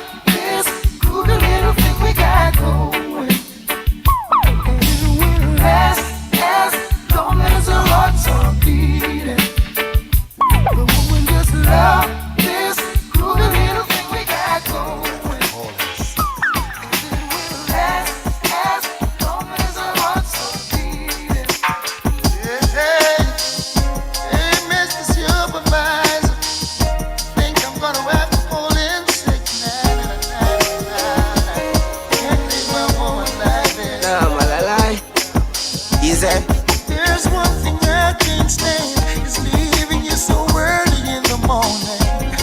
This 9 to 5 I have is surely getting to me. Na, na, na, na.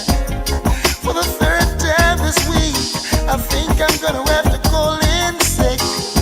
If I leave you now, I'll be losing my mind, my mind, I hope we never get tired, and I never have to go to work.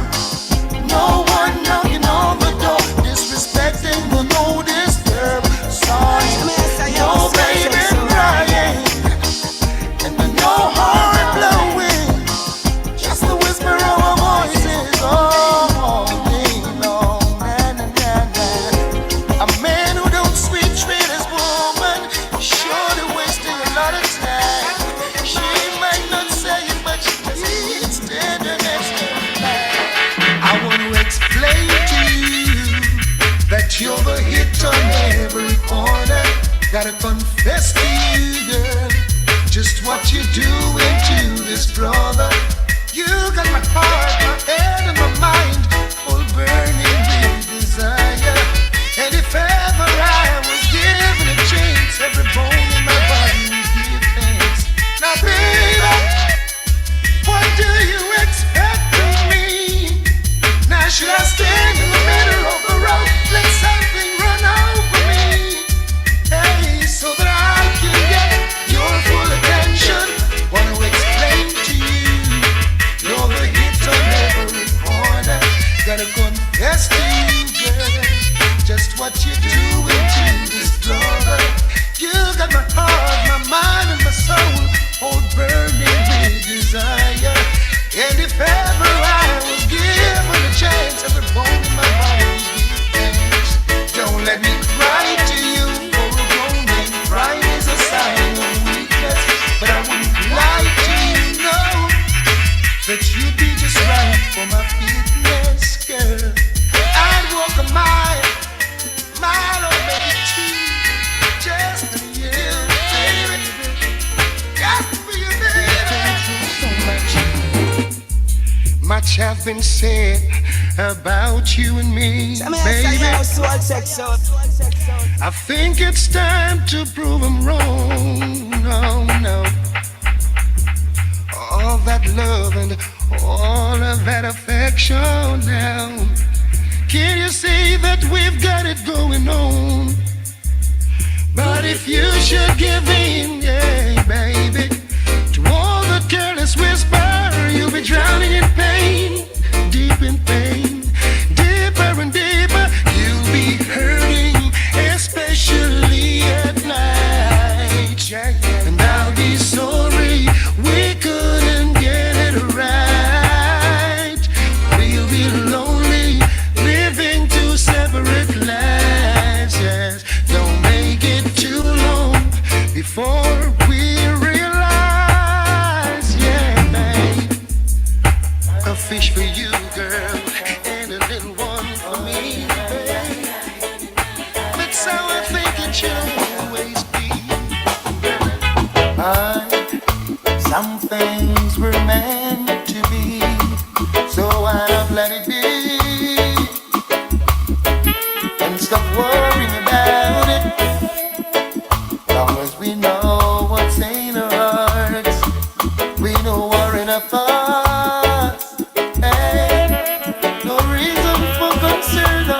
They're gonna talk, they're gonna talk, they're gonna talk, they're gonna say a lot of things about us.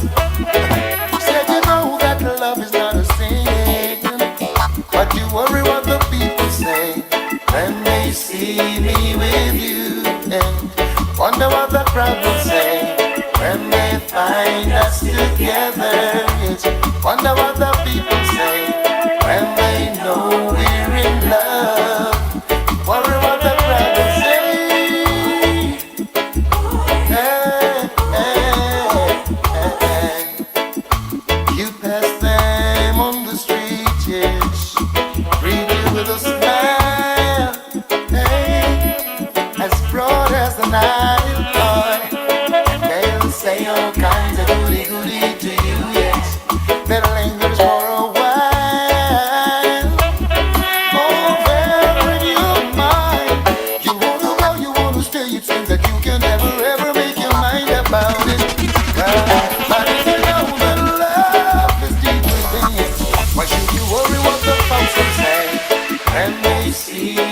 with you. Worry what the brothers say when they find us together. Wonder what the people say when they know we're in love. Wonder what the people say.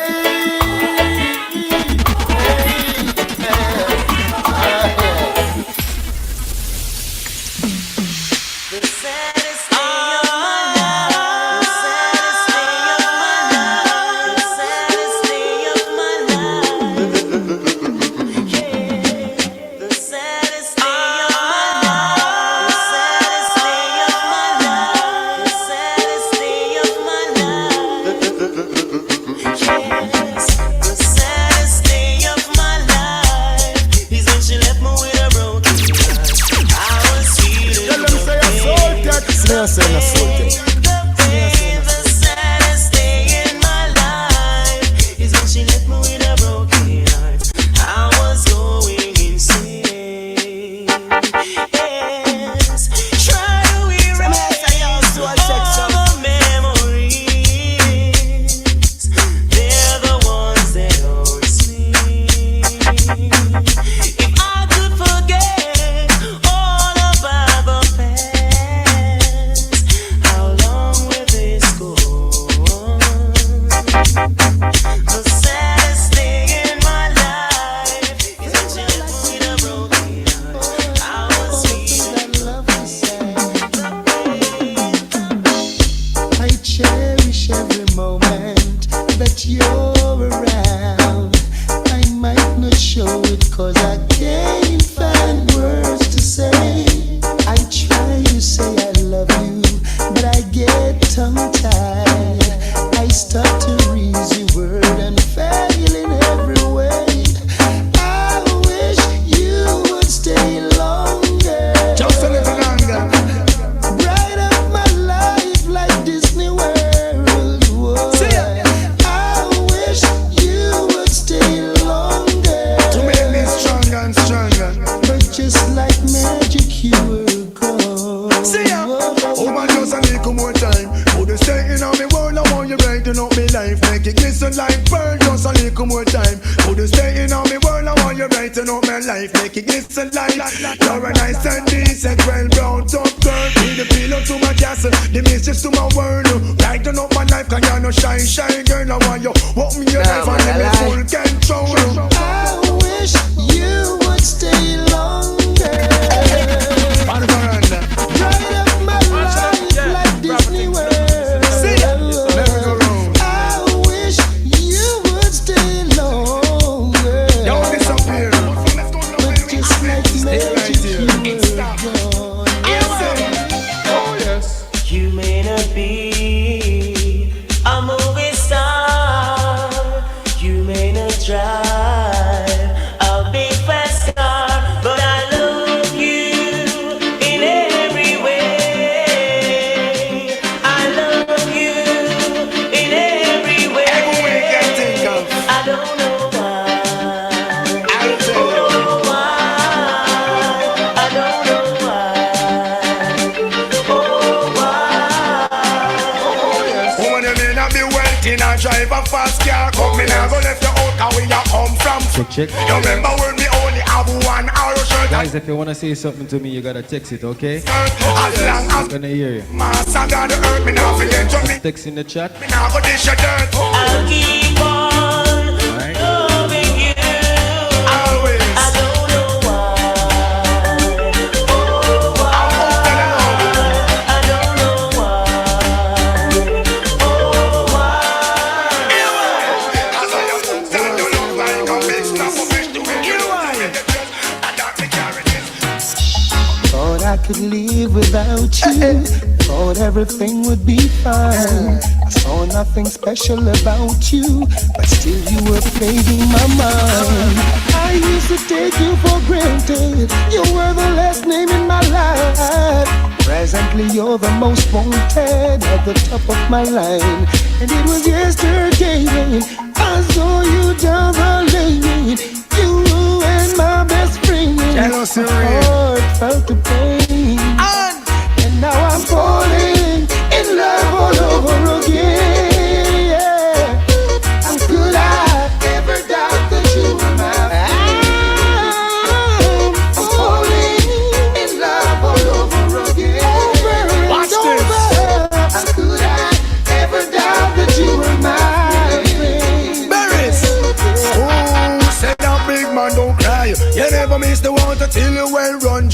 you find it in your heart to give me one more blight, I won't abuse the situation. This time I won't lie. I'm a nightly conversation. Also me lullaby. Fresh sweet orange juice. And me ends well fried. Garments well clean. From me socks to me tie. She's a friend, also a lover. That mean me not be shy. We express myself straight up to the sky. You, ooh, say that big man don't cry. You never miss the water till you well run dry. Me say, ooh, say that big man don't cry. Now I'm falling in love all over again. It's only natural.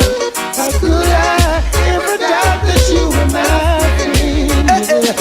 I'm falling in love all over again. As I was saying, how could I ever doubt that you were mine?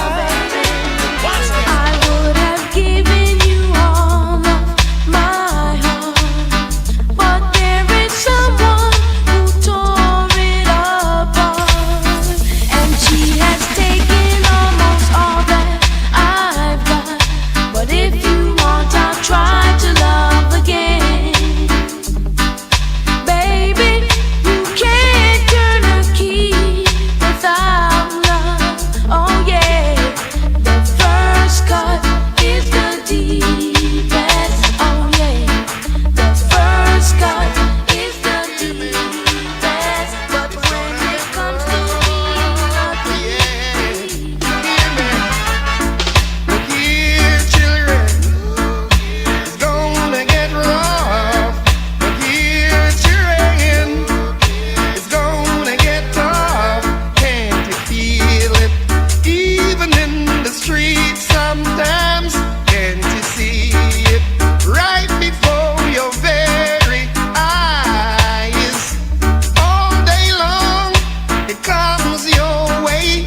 You can't get out, you can't get out. You fight, I say, but there's something to hold you back. It holds you back. It's gonna get rougher yet. Help me, hear me. Gonna be tougher yet. Help me, hear me. Inside my heart, there's nothing but love for you. Inside my heart, baby, my love is true. Girl, I will give to you everything I own. Always beside you, you'll never be alone. It's alright, we won't cry. We'll always be together. My love will shine in any kind of weather. Inside my heart, there's nothing but love for you. Inside my heart, baby, my love is true. Whoa, whoa. Baby, in this relationship, we need to understand. I stopped sending flowers to your apartment. You said you weren't around much anymore. Yeah, I stopped dropping by without an appointment. 'Cause I heard laughter coming through your door. Sometimes late at night you'll still call me. Before you close your eyes to sleep. Yeah, I made a vow that I would drop by sometimes, but that's a promise I can't keep. 'Cause I love you too much to ever start liking you. Let's leave the story at an end. No, I love you too much to ever start liking you. So don't expect me to be your friend. No.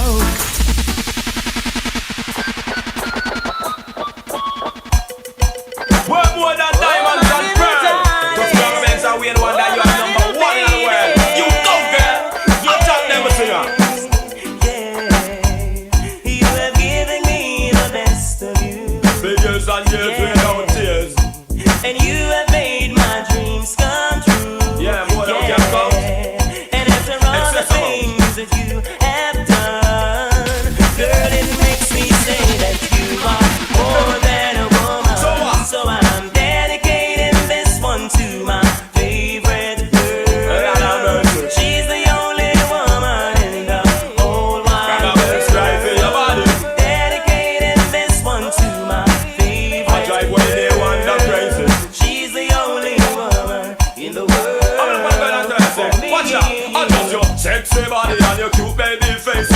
party you possess. Really big up enough. Mash up the place, not to mention when you're in a secret night, in a the late time when you're in a the body print. That's how you Coca-Cola shape. You look good and you a take life with you. Anyway you go say man I'm mad over you. And me a bet you any money in a month or two. Say government a figure expand on a bell. Dedicating this one to my favorite girl. You go girl. She's the only woman in the whole wide world. More than diamond and pearl. Dedicating this one to my favorite girl. She's the only woman. Watch this. What was that? Nothing no go in a you face, so you have to get a man. Ever looking good, healthy and strong. Believe me, people, I know one man says so feel looking good. Tell them how the girls them motto. We must say bumper stay so I need them round a back. Bandy leg a do it, I you need them no knock. We say bass small at 28 that. Oh man, your skin sound like a sponge comfort. Fragile like a baby, oh man, on the clap. Ear black and shine, catching you in your back. Each and every man love how you react. 1 in a million, tell them no dead stand that. You get man anyhow, any weapon this but you get. Man a giant Benz up and Jack Silver. You get man a fly plane who is the pilot. Rebuke them and tell them pull out them not. Call them future tie up in a that. Say nothing no go in a you face, so you have to get a man. Ever looking good, healthy and strong. Believe me people, I know one man says so be looking good. Tell them how the girls them motto.